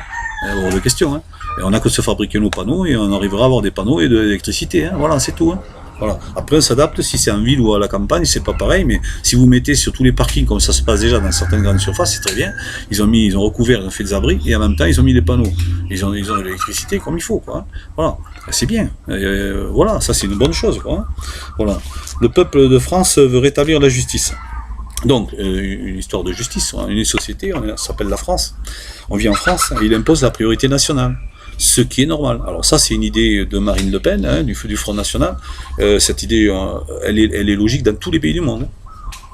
Même en Polynésie, c'est pas un pays encore totalement indépendant, mais je vous assure ici, vous n'êtes pas assuré social. Même si vous êtes français, vous avez 6 mois de délai ici. Même si vous êtes français, vous n'avez pas de RSA, vous n'avez pas de priorité au logement. Hein. Non, c'est un Polynésien qui a... Et c'est logique, enfin, quand même, je trouve ça normal. C'est logique, hein, quand on va aux États-Unis, vous n'avez pas la sécu de suite. Hein, d'abord, il faut un référent sur place, etc. Vous voyez. Donc, la priorité nationale, c'est de la justice, et ça, il faut que tout le monde en convienne, quoi. Hein. Sinon, on n'est plus... le problème, c'est que si on va vers la mondialisation, et sur le... Comment dire en disant tout le monde est pareil, tout le monde... À ce moment-là, on fait la part belle aux ultra-conservateurs qui se servent de ça pour... Ils n'ont plus personne en face. Si on veut leur mettre une force puissance en face, il faut que les nations soient assez fortes, et les États assez forts par de peuples qui commandent. Et à ce moment-là, vous mettez des barrières. Si vous ne mettez pas des barrières, les ultra-conservateurs, ils vous fabriquent des guerres qu'ils veulent. Hein. Voilà, c'est tout, comme ils ont fait dans le passé. Et ça me prend le chemin maintenant. Donc, on a intérêt à réfléchir, à être intelligent. Hein. Donc, 42. Tout citoyen abstentionniste non excusé est privé du droit de vote au scrutin suivant. Ça, c'est pour éviter l'abstention. Ceux qui veulent pas aller voter ou ceux qui veulent pas aller voter, ben, ils seront pas punis puisqu'ils veulent pas voter. Hein. Mais ils auront pas quand même, de toute façon, hein, ils auront quand même l'interdiction de se présenter au scrutin d'après. Sauf s'ils sont excusés. Parce qu'ils peuvent avoir une maladie, raison spéciale, là, ils sont excusés. C'est pas pareil. Mais celui qui peut le faire, qui le fait pas, qui est négligent avec la démocratie, et c'est très important, à ce moment-là, celui-là, il sera privé du scrutin suivant. Si c'est l'élection municipale, celle-là, elle est intéressée. Mais non, mais tu pourras pas voter, mon pauvre. Eh ouais. Il fallait penser que l'autre aussi était importante. C'est très important de voter. Voilà. On doit tous voter. Il dispose que chaque citoyen français peut se porter garant d'un étranger. Bon, vous avez des gens qui, par idéologie, par humanisme, prônent la liberté de tous les étrangers de rentrer en France. On est d'accord avec ça et on les respecte. Sauf que là, ils auront le droit d'en prendre un à leur charge et d'être responsable civilement, pénalement, et sur tous les plans, hein, puisque cet étranger ne sera pas pris en charge socialement avant 2 ans. Hein. Il pourra prendre en charge pénalement sa responsabilité pénalement, civilement, et aussi voilà, pour les médicaments et tout, pendant le temps qu'il voudra, mais en tout cas pendant 2 ans au moins, après ce qui est la prise en charge, pour être un ayant droit de la sécurité sociale. D'accord? Donc il pourra, voilà, monsieur, je ne sais plus comment il s'appelle, mais bon, qui prône ça, il peut prendre quelqu'un chez lui, il ne pourra pas en prendre 10, mais il pourra en prendre. S'il a les moyens d'en prendre 10, hein, à ce moment-là, ok, il payera pour les 10. Hein, voilà. S'il y en a un qui tue, c'est lui qui sera responsable et qui ira en prison. C'est tout. Après, il fait ce qu'il veut. Hein, s'il y a un de ces acteurs magnifiques qui nous raconte que l'être humain est magnifique, il peut prendre chez lui, il n'y a aucun souci, c'est prévu. Hein, il dispose, c'est la ligne 43, il peut prendre qui il veut chez soi. Même M. Hollande, si vraiment. Super, hein, vous avez raison d'être humaniste à ce point-là. Moi, disons que si je prends quelqu'un, si je me porte garant, je serai sûr de lui. Et s'il y en a. Il y a aussi des étrangers qui sont très très bien. Moi, mes 2 grands-pères ont combattu pour la France alors qu'ils étaient étrangers en France depuis 10 ans avant qu'il y ait la guerre. Donc, bon, je sais qu'il y a des étrangers, nous savons, hein, tous, en tout cas, même nous tous, on a tous des familles un peu étrangères. Puis même moi, je suis étranger là où je suis. Hein. Bon, donc on est d'accord là-dessus. Il n'y a pas de souci. Vous pouvez prendre quelqu'un chez vous, on en prend plusieurs, mais vous assumez. Voilà, financièrement et pénalement et civilement. Bon, tout étranger légalement accueilli bénéficie des droits sociaux, 2 ans de présence minimum, c'est normal, ça se fait aux États-Unis, je crois que c'est comme ça, pour devenir ayant droit. Il octroie 3 mois aux évadés fiscaux pour régulariser leur dette d'État, voilà, donc à partir du moment où cette loi sera signée, il y aura 3 mois. Les évadés fiscaux prendront contact avec les services fiscaux de chez nous et restitueront les impôts de l'année en cours. Si c'est pas fait, les enquêtes seront poursuivies et là il y aura des arriérés à payer. C'est à vous à voir. Et à un moment donné, il va falloir qu'on se dise bon, on va travailler ensemble, on repart sur des bonnes bases. Peut-être que là, bon, certains vont penser que c'est bien quand même. Voilà, ils perdront un petit peu. Mais s'ils ont que 50 000 ans de nourriture devant eux au lieu de 250 000 ans, peut-être que ça va pas trop les contrarier. Enfin, je sais pas. On ne sait pas comment ils sont, mais bon, peut-être au final, ça sera ça. Il exige une gestion rigoureuse des deniers publics. Il honore en totalité ses dettes. Il honore en totalité les dettes, c'est son légitime, je vous en ai parlé, pour les heures supplémentaires des infirmières et des policiers. Il divise le système financier en banque de dépôt, on en a parlé, et banque d'affaires. Il instaure une taxe de 0,2% qui peut aller jusqu'à 0,5%, ça aussi, je vous en ai parlé. Il fixe les taux de TVA et d'impôt sur les sociétés à un maximum de 20%, et impôt sur les sociétés et TVA. L'État, il va pas prendre tout le bénéfice, 33%, non, on va essayer de se mettre à 20%, hein, on essaie d'arriver à 20%, et on aura des rentrées fiscales en conséquence, mais il n'y aura pas aussi la TVA au-dessus de 20%. Voilà, c'est pas mal. Il supprime totalement la CSG. Voilà. Ah, ça fait du pouvoir d'achat quand même pour les gens, hein, comme moi aussi, ça me fera du pouvoir d'achat. C'est bien, je vais récupérer les 20 € que M. Macron m'a volés. Donc il supprime totalement la CSG, il prend en charge les dossiers de surendettement des petits exploitants agricoles, c'est obligé, parce que vous avez vu le nombre de suicides des paysans, quoi. C'est pas possible, quoi. Il faut faire quelque chose. Donc là, il y en a qui sont surendettés, ils voient qu'il y a une assurance vie, ils se disent, hein, je vais sauver mon truc, ils se suicident, quoi. C'est pas possible, ça. Hein. Donc on va prendre en charge, en tout cas, l'étude et peut-être après travailler avec les banques pour faire des rallongements, essayer d'étaler davantage la dette. C'est pas l'État qui va le prendre, enfin l'État peut aider, mais il va pas prendre en charge l'endettement, mais peut aider à étaler, trouver des arrangements avec les banques, voilà, quelque chose comme ça, pour que les gens ils sentent qu'ils voient un petit côté de soleil, quoi. Voilà. Il assure un revenu minimum de 1000 € net à tous les agriculteurs, il garantit un minimum vieillesse de 1000 € net, 1 € égale 1 € franc. Voilà, simple. Après, on verra ce que dira le cours de la bourse, mais pour l'instant, ça sera comme ça, et après, on part de là. Voilà. Il offre des bourses suffisantes pour l'autonomie de tous les étudiants français. Il prend à sa charge les uniformes des écoliers, collégiens, lycéens, universitaires. Alors ça sera pas imposé, mais que ce soit dans les écoles entre parents d'élèves et les professeurs, hein, là ils le décideront entre eux, si oui ou non ils veulent que ce soit ça, c'est pas mal. On trouve que c'est pas mal, mais il faut pas l'imposer. On va pas l'imposer, mais par exemple si c'est fait, c'est l'État qui le prend à sa charge. Et les parents n'auront pas à payer, voilà, si c'est une petite uniforme, pas militaire, hein, mais bon, nous à l'époque, moi j'étais petit, on avait des blouses, hein. Bon, après c'est chacun qui verra. Ça sera pas imposé. Les écoliers, les collégiens, pareil, ça sera les profs avec les élèves. Par contre, quand un collège aura décidé de le faire, L'année d'après, ça sera la règle. Parce que il y a déjà, bon, si une année le collège ne veut pas, bon non, après c'est non. Peut-être la troisième année ils voudront, et bien on le fera. Et tous les collégiens, à ce moment-là, il n'y aura plus histoire de tchador machin, ça sera tout le monde pareil, quoi. Voilà. C'est ça la République, hein. Et c'est donner des chances égales à tout le monde et qu'on ait tous la même. Essayer d'avoir la même tenue, il y a un professeur, on le respecte, etc. Ça participe à l'éducation des gens, quoi, hein, et de devenir d'un adulte. Hein. Les étudiants, c'est pareil. Les étudiants, ils diront non, moi je suis pas d'accord. Ok, on n'est pas d'accord, on le fait pas. On vote. Et on vote à bulletin secret, pas à main levée. Bon, moi, j'ai repris des études à 44 ans. Il y avait une grève à l'époque du CPE, en 2006, et ils votaient à main levée. Main levée, les gens, ils n'osent pas dire, quoi. Et donc, ils disent, ouais, je suis pour la grève, mais en réalité, ils n'en veulent pas, quoi. Donc, à bulletin secret. Voilà. À bulletin secret, c'est mieux. Voilà. On n'est pas influencé, on dit on vote ce qu'on veut. Voilà. Donc il prend à sa charge l'uniforme, il met en place des dispensaires, donc ça existe en Polynésie, ça existe aussi en Espagne, ça existait en tout cas à l'époque, je ne sais plus maintenant si c'est le cas, mais ça existait. Ça c'est les dispensaires, c'est pour les gens qui ont vraiment pas de couverture, vous voyez, hein, vous avez vu les gens, hein, il y en a qui ont même pas, ils sont pas soignés des dents, les yeux, etc. Donc ça, des dispensaires 100% pris en charge. Alors, le gars il est assuré social, il est ayant droit, il n'y a pas de complémentaire, 100%. Juste la carte de sécu, 100%. Voilà, ça sera des fonctionnaires qui seront, hein, mais ça sera comme ça, 100%. Voilà. Et après, il prend en charge les soins vitaux des étrangers, le cas échéant.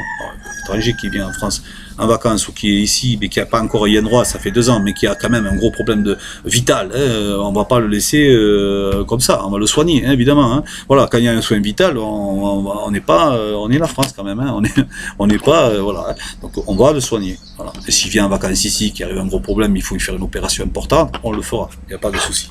Hein, voilà. Pour les étrangers, ça sera question de soins vitaux. Pris en charge. Il renonce aux obligations imposées par les complémentaires. Les complémentaires, c'est terminé, c'est plus obligatoire. Chacun prend une complémentaire s'il le veut. Les complémentaires, elles n'auront plus cette ressource obligatoire qu'elles ont imposée aux gens. Parce qu'à l'époque, on prenait une complémentaire pour avoir un complément. Aujourd'hui, on prend une complémentaire, on n'a pas le complément. On n'a même pas ce complément. Même avec le complément, ils finissent quand même par vous faire sortir des sous. Donc à la sortie, ça ne vous servait à rien. Ça servait à rien. Moi, c'est simple, j'ai plus de complémentaire. Voilà, personnellement, et du coup, je me soigne que quand j'ai des sous, quoi. Voilà, quand j'en ai pas, je me soigne pas. Voilà. J'ai 2 couronnes à faire, je l'ai pas fait. Et oui, mais parce que ça coûte cher, hein. Donc si je vais au dispensaire, ils me diront, mais voilà, hein, tu peux avoir une couronne, elle sera pas si jolie, mais au moins tu auras une couronne. Voilà. Ça sera mieux. Voilà. Donc les complémentaires, c'est terminé, c'est plus obligatoire, c'est pas terminé, ça existera, mais c'est plus obligatoire. 60, il reprend à sa charge la gestion de l'eau qu'il peut déléguer aux mairies, donc voilà, ça c'était déjà prévu. Ensuite, vu l'état de la ville de Paris, il met sous tutelle l'état de l'État la mairie de Paris. La mairie de Paris sera sous tutelle et sera prise en gestion par des responsables du peuple, voilà, qui seront des hauts responsables, hein, qui géreront les problèmes de sécurité, de salubrité, de tout ce qui se passe à Paris, parce que là, ils déplacent les problèmes, parce que certains quartiers sont très humanistes, mais n'aiment pas voir quand même des gens sur les trottoirs pas loin de chez eux. Vous voyez l'humanisme jusqu'où il va, hein, il tracasse certains regards. Voilà, donc la mairie de Paris sera sous tutelle, jusqu'à ce que ce soit assaini, voilà, comme il faut. Il crée un laboratoire national unique chargé de la recherche médicale, ça c'est pour lutter contre les laboratoires voyous, comme le laboratoire Servier, qui a rendu handicapé mon père, et tant d'autres personnes. Donc les laboratoires ont pour but de gagner des sous. Donc là, ce sera un laboratoire qui aura pour but de trouver des médicaments pour soigner les gens. Ou des techniques pour soigner les gens. Donc ça reviendra donc à l'État. Le but n'est plus de gagner de l'argent, le but est de trouver, de participer à la recherche pour soigner les gens. Pas d'imposer des médicaments, qu'après, voilà, hein. Il y a même un médecin qui avait été menacé pour le Mediator, parce que, voilà. Et là, on vous fabrique des lois en ce moment pour que vous ayez... On n'est même pas le droit de dire ce que je vous dis là aujourd'hui. Donc bon, il y a intérêt de se pulser. Si on se débrouille bien, avant la fin de l'été, c'est réglé ça. Voilà. Il prend à sa charge toutes les personnes sans emploi et leur fournit un revenu. Ça sera assez facile, mais il y aura une contrepartie. La personne qui est sans emploi pourra aller rechercher, aura un revenu, mais il aura obligation de rendre un service à la société. C'est-à-dire se rendre par exemple à mairie à 7h du matin jusqu'à midi, et là il aura cette période-là où on le mettra à disposition, quel que soit, et il aura un revenu, et l'après-midi il pourra avoir à disposition les moyens pour pouvoir téléphoner, prendre rendez-vous, un peu l'amener, voilà. Voilà, c'est ça. Il y aura bien quelque chose, mais il y aura une contrepartie. Il assure 2 ans et 90% de salaire à un chômeur avec la contrepartie que je vous dis. C'est-à-dire que bon, le chômeur, ben, il sera chômeur, ok, d'accord, direct, 2 ans, garantie, de 90%. Mais à partir de tous les matins à 7h du matin ou 6h du matin, suivant où il va aller, il devra se rendre à un travail d'utilité publique. Voilà. Intérêt général.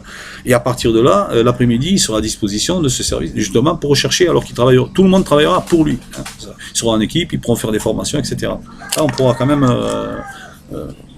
rendre les choses intéressantes, parce qu'en plus les gens qui restent chez eux et qui se lèvent pas et qui commencent à gamberger, après ils n'arrivent plus à rentrer dans la vie active, c'est difficile. Moi-même j'ai été pendant une petite période là, au chômage, on commence à se demander si on est bon, on est vieux, on se dit je suis plus bon à rien, bon, il faut, non, on est bon, on est toujours bon, on est bon à quelque chose, mais en fonction de l'âge, on est, après, bon, moi, je peux plus construire des maisons, hein, mais bon voilà, il y a des choses qu'on peut faire encore.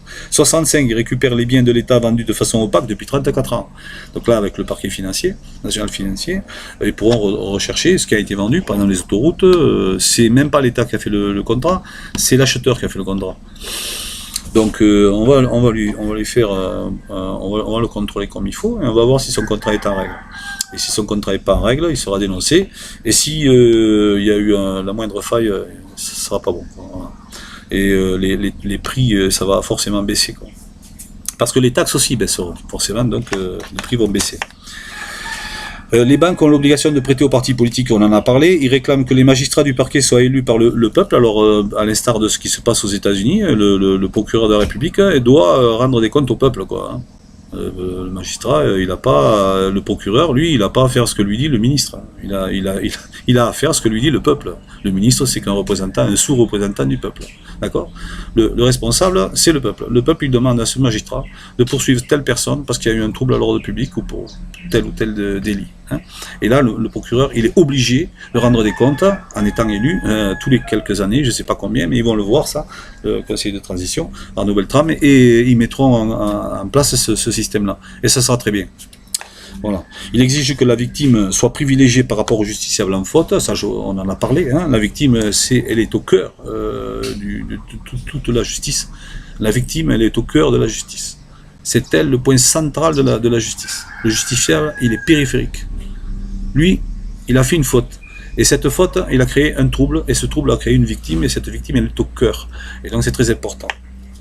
Toutes les personnes impactées par la loi sont déplacées avec statut de fonctionnaire d'État. Ça, c'est pour dédommager les personnes qui seront dans les communautés de communes et qui sont déplacées. Donc bon, on leur fournit cette petit avantage en plus, hein, de garantie, salaire, etc. Voilà. Aucun retraité de la fonction publique ne peut percevoir plus de 5 SMIC. Voilà. Donc là, bon, voilà, les cumulards de retraite, enfin, vous voyez, hein, les anciens présidents, le Conseil constitutionnel, 5 SMIC. Augmenter le SMIC, et vous aurez plus de salaire. Ça sera 5 SMIC. Et en plus, aucun élu ne peut percevoir la de rétribution supérieure à 5 SMIC. Celui qui n'est pas content, il fait un autre métier. On en trouvera. Dans le peuple, il y a des gens qui seront contents de toucher 5 SMIC. Voilà. Moi, je serais bien content de toucher 5 SMIC. Ouais, ça va faire pas loin de 9 000 euros quand même. Hein.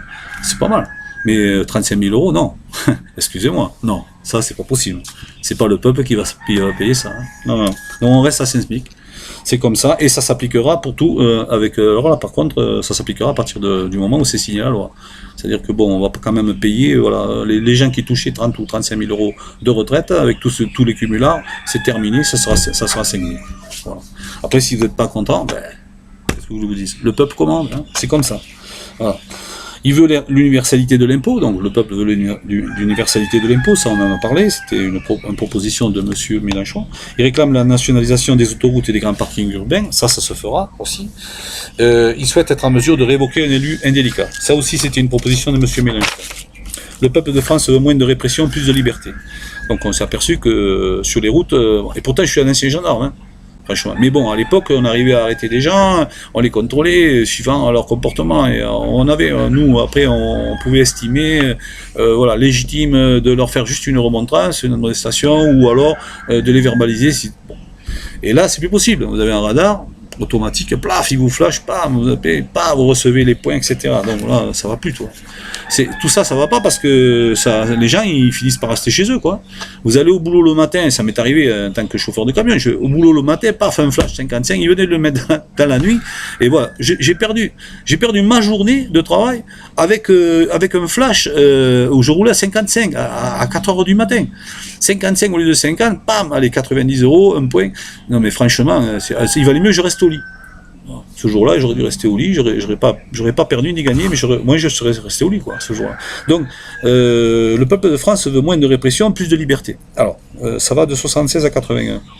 Il exige le démantèlement de tous les radars et flashs, sauf sur les autoroutes. Vous verrez tout ça. On n'est pas là pour ramasser des sous, on est là pour assurer la sécurité. Et la sécurité, s'il y a eu moins de morts sur les routes, c'est parce qu'on a fait en sorte que les passages de niveau, les endroits où c'était dangereux, ça a été arrangé. Les voitures absorbent les chocs par rapport à l'époque où ça ne s'absorbait pas. Les ceintures de sécurité, ça a servi. Il y a beaucoup de choses qui ont servi, mais certainement pas les flashs. Sauf sur autoroute, parce que là, il pourrait y avoir des super vitesses où il faut quand même limiter, mais sur les routes, voilà, après c'est le comportement de chacun, quoi, voilà. Après qu'est-ce que vous voulez faire? Après, bon, ici, en Polynésie, et d'autres endroits aussi, on dit, ben, c'est comme ça, c'est la fatalité, il y a aussi une part de fatalité dans les accidents. Pourquoi monsieur X et madame Y se sont rencontrés à tel moment et se sont mariés, et pourquoi à tel moment, à tel endroit, il y a eu un accident, et voilà, et ça s'est passé comme ça, le gars, il aurait perdu 5 minutes pour son café, il n'avait pas l'accident. Et donc, bon, il y a ça. Donc on n'est pas là, l'État n'est pas là pour, en tout cas nous le peuple, c'est ce qu'on dit, il n'est pas là pour ramasser des sous, hein, on n'est pas des vaches à lait, et donc il va supprimer tous ces radars et tous ces flashs, les flashs de feu, etc. Sauf sur les autoroutes. Et là vous pouvez recycler, il n'y a pas de souci. 77, il refuse que les radars mobiles soient délégués à des entreprises privées. Alors là, on va quand même pas donner... alors là, faire ça, alors franchement, non, les mecs, ils vont vous pousser comme si... voilà, pour vous pousser un peu à rouler plus vite et après ils vous flashent. C'est ça leur revenu, c'est comme ça qu'ils vont gagner leur vie. Écoutez, voilà, ils ont qu'à nous mettre un couteau dans la main, et après nous, alors si on utilise le couteau, ben voilà, non, ça c'est pas possible. C'est l'État. Et ça, c'est une bonne mesure, hein. C'est une bonne mesure, mais si c'est l'État. C'est-à-dire que vous mettez des gendarmes ou des policiers civils dans des voitures banalisées, avec des radars qui font leur travail normalement, sans faire d'excès, hein, en faisant le travail normal, et qui de temps en temps voient un gars qui... Et là, ils le font. Mais là, c'est parfait. Parce que là, vous avez quand même la peur du gendarme, sans avoir forcément... Et en même temps, c'est quand même quelqu'un d'assermenté qui le fait. Pas un gars sous-sermenté et qui veut faire du chiffre. Parce que c'est ça son but. Parce que le patron, il va lui dire, tu me rends tant de PV. Je l'ai connu. Donc ça existait même en gendarmerie. Donc j'imagine en police aussi. Donc vous voyez, ça devrait pouvoir exister encore. Et ça, il n'est pas question. Surtout pour le privé. Alors ça, c'est pas possible. Voilà. Donc il renonce au contrôle technique des véhicules 3,5 tonnes pour les particuliers. Toutes les voitures de maintenant, elles sont électroniques. Moi, j'ai un vieux fourgon qui marche à l'ancien système mécanique, il marche très bien. S'il était en France, bon, à Tahiti, il n'y a pas de contrôle technique. S'il y avait un contrôle technique, il serait et pas depuis longtemps. Et pourtant, il est en bon état. Hein. J'ai même refaire la pompe à injection. Il ne fume pas, rien. Hein. Il marche très bien. Il démarre au quart de tour. Donc, vous avez des parcs immobiliers qui... Donc voilà, ça c'est pour faire vendre plus de voitures à des grosses entreprises qui fournissent beaucoup d'argent aux ultra-conservateurs. Encore bien, hein, voilà, donc ça va être supprimé. Les contrôles techniques pour les voitures moins de 3,5 tonnes, pour les non-professionnels, entre particuliers, c'est niet. Par contre, un professionnel, oui. Un professionnel, il a un contrôle technique parce que lui, il s'engage et il doit fournir tous les problèmes, s'il y en a, du véhicule. Ça, c'est normal. Il abroge le permis à points.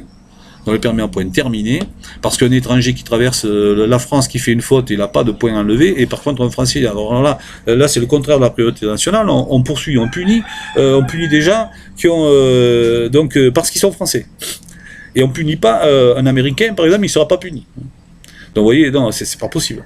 Donc pourtant il aura fait la même infraction. On lui mettra un PV, mais lui il aura pas. Donc vous voyez, c'est pas normal. Donc permis à points terminé. Les 80 km/h terminé.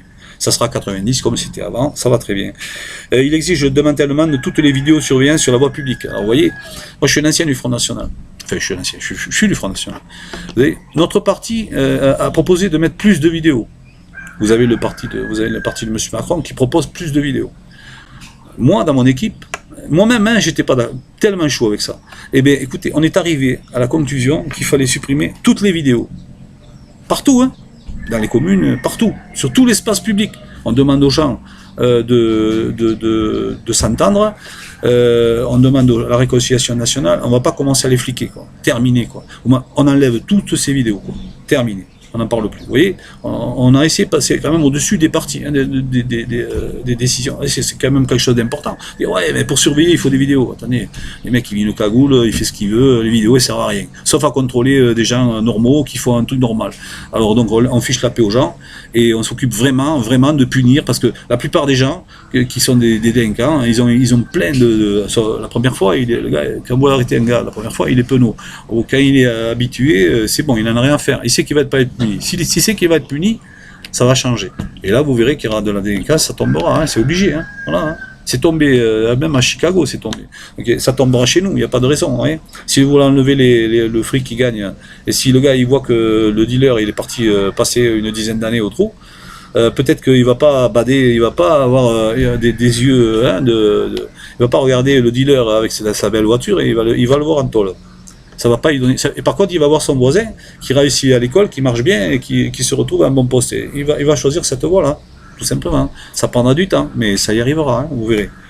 Donc, le démantèlement de toutes les vidéosurveillances sur la voie publique. Après, si chacun veut avoir chez soi des vidéosurveillances, faites ce que vous voulez. Chacun chez soi est libre, quoi. Même se mettre les tenues qu'ils veulent, on s'en fout. Mais sur la voie publique, c'est la responsabilité de l'État et il n'y aura plus de vidéosurveillance. Ensuite, il veut un média, un réseau, un organisme de sondage dirigé par un élu du peuple. Alors là, bien sûr, hein, il s'agit de mettre un système en place pour qu'on puisse communiquer. Vous voyez bien que Twitter, on est toujours en train de grogner pour avoir quelque chose de normal, c'est-à-dire de laisser passer un message, quoi. Là, en plus, c'est un message de paix, quoi. Je veux dire, bien sûr, on résiste contre leur employeur, parce que leur employeur qui les paye, ils sont pas très intéressés par ça. Mais c'est la majorité des gens. Il faut bien qu'ils le comprennent, quoi. Et c'est même l'intérêt de leurs propres enfants, à ces censeurs là, qui sont là à nous empêcher. Donc, pour plus être empêché, il faut qu'il y ait un média qui soit libre, totalement libre. C'est-à-dire, il appartiendra pas à l'État, il appartiendra au peuple. Hein. Vous comprenez la différence, hein? Voilà, hein. Conseil constitutionnel, mais aussi là-dessus, hein, voilà. Alors après, le CSA et tout ça, tous ces trucs, le STAB jugera de l'opportunité de les maintenir ou pas, sachant qu'on va pas quand même payer des gens qui servent à rien.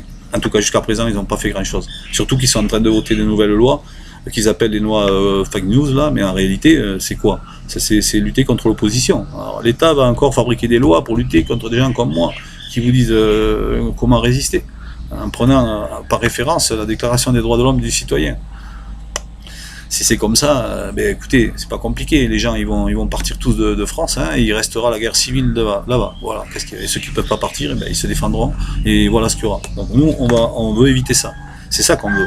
Et dans les médias, on en a besoin, qu'on a besoin. Bon, le principe de Twitter et de Facebook, c'est bien. Moi, j'avais plutôt privilégié Twitter, parce que sur Facebook, ils supprimaient des comptes carrément. Alors que Twitter, quand même, jusqu'à ces derniers temps, ça fait un mois qu'ils nous font la guerre. Quand même. Mais jusqu'à un mois, franchement, je l'ai trouvé assez sympa, quoi. Parce que franchement, je me disais, ils résistent bien à la pression. On imagine bien qu'ils ont de la pression, mais je me disais, putain, ils résistent bien parce que ils n'ont pas supprimé mon compte et tout, et pourtant et puis tout d'un coup ils se sont mis à rentrer dedans. Quand ils ont dû certainement avoir des consignes, quoi. Hein. Les mecs ils obéissent, hein, ils sont employés, hein. Ils sont au Maroc, hein, voilà. Donc c'est normal, hein, ils obéissent à leur patron. Hein. Mais après il faut penser à eux aussi, il faut qu'ils aient une société comme nous, c'est-à-dire libre, et que leurs femmes ne soient pas obligées ou leurs filles ne soient pas obligées, des excisions, des trucs, enfin, franchement, protéger leurs enfants quand même. Hein. Ça n'empêche pas de croire à qui on veut. Voilà, le peuple de France protège ses enfants, justement, et les personnes fragiles. Donc 82, la majorité sexuelle ne peut pas être inférieure à 15 ans. Ça, c'est définitif. Ça ne va pas changer. Une personne consentante de moins de 15 ans est considérée non consentante. Alors après, il y aura peut-être une marge. Par exemple, si c'est un adulte de 18 à 25 ans, imaginons, ou suivant l'intellect de la personne. Mais si c'est un adulte de 40 ans, c'est considéré un viol, point final, quoi. Enfin, ça m'est arrivé quand j'étais en Polynésie d'avoir des gamines de 13 ans qui proposent, mais attendez, jamais j'aurais pu faire ça, quoi. C'est pas possible, quoi. Pour moi, ça aurait été un viol, même si l'accepter, c'est pas possible, ça. Voilà, on a assez d'adultes consentants. Pourquoi on irait chercher des enfants, franchement, pour imiter un prophète, entre guillemets, hein. Pour imiter quoi, hein. C'est ça qu'on trouve à beauté des choses, c'est pas de l'amour, hein. Demander à un enfant de 6 ans ou de 9 ans ce qu'il pense du rapport sexuel, faites-lui faire un dessin, vous verrez ce qu'il en pense. Il vous mettra rien sur la feuille. Qu'est-ce que vous voulez, il connaît rien. Voilà. Donc on ne peut pas accepter ça. Voilà. Chaque enfant a le droit d'avoir accès au nom de ses pères et mères biologiques. Je me mets à la place, parce que bon, il y a eu tous ces mariages, etc. Moi j'avais aussi mon idée, et en fait ça s'est rejoint avec l'équipe qui on est. Chaque enfant a droit de connaître les noms de ses pères et mères biologiques. Ça participe à sa construction d'adulte. Alors, partant de là, il faudra adapter les lois. Mais il y a des fois, c'est pas possible, hein, parce qu'il y a des fois, bon voilà, hein, c'est pas possible, hein, il peut pas connaître. Hein. La maman, elle sait pas, ou il y a des cas, c'est pas possible. Mais partout où c'est possible, il faudra le faire. Si par exemple on fait enfin, vous voyez, on ne rentrera pas dans les détails, hein, mais il faudra que ce soit la règle. Voilà. Parce que moi je ne me verrai pas, comme ils disent, bon voilà, mes parents ne sont pas mes parents, tes parents biologiques, je ne peux pas te dire, mais je sais pas, je me sentirais, voilà, un arbre sans racines. Et je ne voudrais pas que les autres enfants vivent ça. Donc, et notre équipe aussi a pensé pareil. Et donc d'où on a sorti cette ligne-là, parce que c'est très important, chaque enfant a le droit d'avoir accès au nom de ses pères et mères biologiques. Voilà. 84, en cas de séparation ou divorce, là j'en ai souffert, donc je peux en parler, les pères et mères, ils ont besoin, les enfants ont besoin des deux jambes pour marcher, le papa et la maman.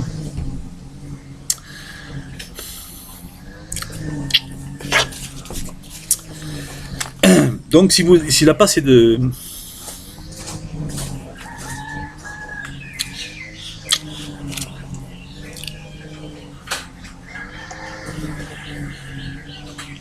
Bon, on va passer. Donc il doit avoir les deux. Hein. Les juges, ils essayeront d'être un peu plus intelligents à l'avenir. Toute personne âgée impotente est prise en charge dans une structure adaptée. Bien sûr, il y a des gens qui ont des petites retraites, mais qui sont impotents, les enfants, ils n'ont pas les moyens, il faut pouvoir les mettre dans les structures adaptées. Ou alors, les maintenir à domicile avec des moyens. Hein. Mais ces gens-là, ils doivent être pris en charge. S'ils ont une retraite comme ma mère de 600 €, il n'est pas question de laisser ça. On va lui donner 1000 €, on va lui donner ce qu'il faut pour qu'elle puisse y être. Quoi. Parce que moi, admettons, j'ai les moyens, bon, je vais l'aider. Si je peux pas, ben voilà, il faut que l'État le prenne à sa charge. Hein. Toute personne handicapée sera totalement prise en charge aux frais de l'État. Point. Pas à discuter, quoi. Parce qu'on peut tous être handicapés, quoi. Vous avez un accident, un moto, machin, quelqu'un vous renverse, vous êtes handicapé, quoi. Moi, depuis que j'ai 23 ans, j'ai été blessé au rugby, et j'ai un genou, je considère que je suis handicapé. Il y a des trucs que je peux pas faire. Hein. Je peux pas me mettre à copie, voilà, j'ai mal, hein. D'accord ? Voilà. Donc, toute personne handicapée sera totalement prise en charge aux frais de l'État. Mais sur toute personne, on parle donc de Français et d'étrangers en situation régulière. Voilà. Le peuple de France protège son patrimoine immobilier. Alors, ça c'est un truc important qu'il faut... Dans la ligne 87, tout bien appartenant à un étranger non occupant revient à l'État après 5 ans d'inoccupation. Donc, si ceux qui ont voulu faire de la spéculation, acheter les biens et puis laisser vacants, se disant voilà, je le vendrai dans 10 ans et je multiplierai par X. Hein. Les Qataris, par exemple, qui ont eu des exonérations d'impôts pour les plus-values immobilières, terminé quoi.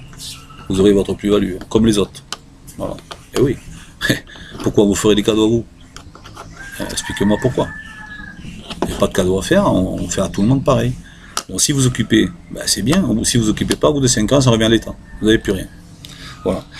Tout étranger acquéreur d'un bien immobilier devra justifier de 5 ans de résidence sur le territoire de la République.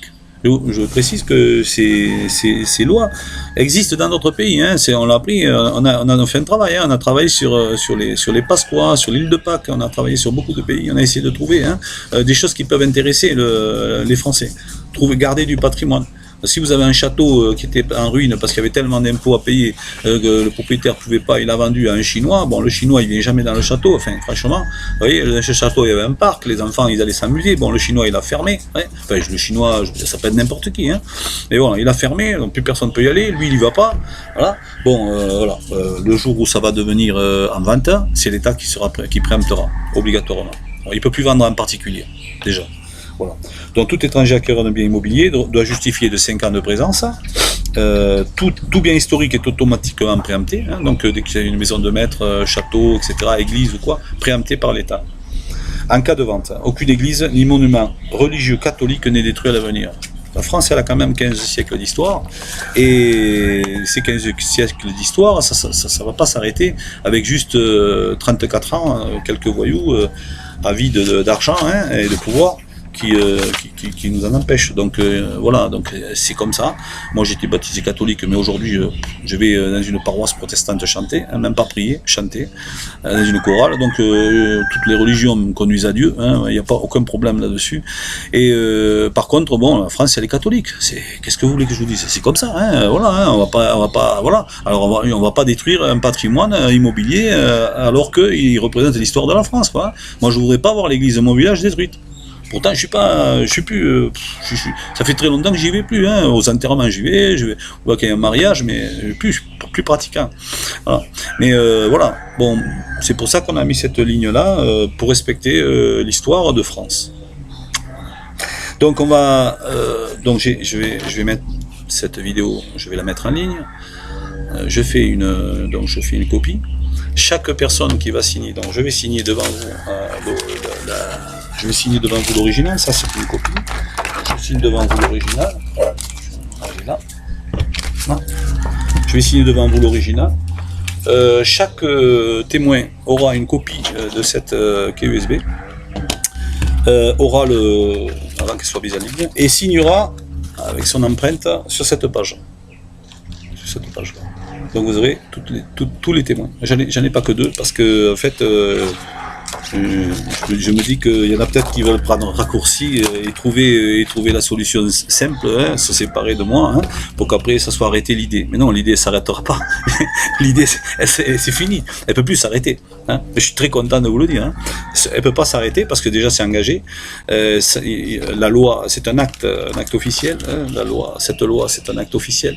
Elle va être signée aujourd'hui même devant vous, hein, par moi, qui représente le peuple. Aujourd'hui, il y a deux autres personnes et il y a des témoins qui constituent mon équipe, qui eux, tous, font partie du peuple, puisqu'ils sont tous ici français et françaises. Et donc, tous ces gens-là représentent le peuple. On propose un projet, et ce projet, si vous le suivez, eh bien, on va gagner. Et on va gagner rapidement, et sans verser une goutte de sang. Et après, on remettra de l'ordre et on remettra tout ça. Hein. La justice, voilà.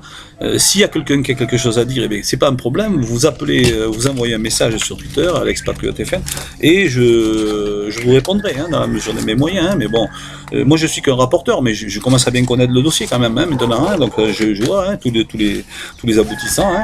Donc voilà. Donc, je vais vous signer devant vous cette loi. Hein, et après, il restera tous les autres à signer. Il y a encore une dame qui est, on est trois. Hein.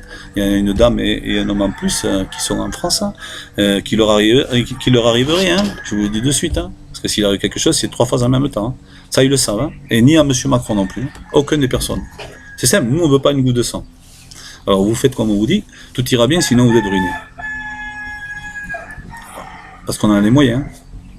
Mais on ne veut pas vous ruiner, on ne veut pas ruiner la France, c'est pas le but. Le but, c'est de se sauver. Et vous le comprenez bien quand même. Si vous étiez à notre place, aussi intelligent que vous êtes, vous comprendrez qu'on cherche quelque chose. Hein. Voilà. On a vu vos faiblesses, on rentre dedans. Hein. Voilà. Et vos faiblesses, c'est ça. Hein. Le pétrole, c'est votre sang. Hein. C'est votre sang dans les veines. Hein. Et on va le fermer, et vous avez un AVC. Alors vous avez intérêt le plus tôt possible, hein, de faire en sorte que cette loi s'applique, et vous allez repartir sur les bonnes bases. Vous êtes déjà intelligent, vous allez pouvoir faire des affaires, du business. Hein. Il va y avoir des nouveaux marchés qui vont s'ouvrir. Regardez bien, regardez bien. Regardez bien la carte. Regardez bien la carte. Si vous êtes intelligent, vous ne voyez pas les marchés qui vont s'ouvrir. Vous les voyez, les marchés qui vont s'ouvrir. Pas de problème. Et donc, il y aura moins de chômage, il y aura certainement un peu plus de paix en France, hein, et on va s'en sortir. Donc, n'insistez pas. Hein. Virez-moi ces larbins que vous avez mis au pouvoir depuis 34 ans, et puis tout ira bien. Là, je vais signer pour vous, donc il fallait bien qu'il y en ait un qui s'engage, je m'engage. Voilà, et j'ai signé, je vous le montre, j'ai signé la loi, voilà, vous voyez, c'est ma signature. Voilà. Mon compte bancaire, que j'ai mis à disposition, sera géré par une personne qui se trouve en métropole. Je mettrai en ligne le code d'accès à mon compte bancaire, parce que depuis une dizaine de jours à peu près, j'ai mis en ligne donc le compte bancaire pour ceux qui veulent patrioter. Et ce compte bancaire se trouve donc au Crédit Agricole. Et comme ça, toutes les personnes qui voudront voir où passe leur argent verront à la fois mon compte et à la fois leur argent, ce qui a été viré. De sorte que s'il y a une rétention de la part du Crédit Agricole, ils sauront qu'il y a une rétention. Parce que, bon, depuis 10 jours, j'ai rien vu arriver, même pas 1 euro. Donc, je m'en fous. Parce que moi, je fais tout sur mes propres deniers. Et sinon, c'est les gens qui participent. On participe comme ça. Mais on a fait un test. Et on va voir. Donc si, il y a eu des gens, dans nos ennemis, ils ont fait des collectes, ça a rapporté beaucoup, hein, pour le mal. Hein. Pour le bien, peut-être ça va rapporter, mais de toute façon, ça sera garanti par quelqu'un qui va contrôler. Il y aura donc une comptable, et ça sera ouvert au public, puisque mon compte, mon numéro, plus le mot de passe, j'aurai tous accès. Voilà. Vous verrez qu'on n'est pas là pour s'enrichir, qu'on est sincère. Voilà. Donc c'était assez long, mais je pense que c'était utile. Alors, allons-y, continuons. La grève par inertie, c'est la liberté des peuples.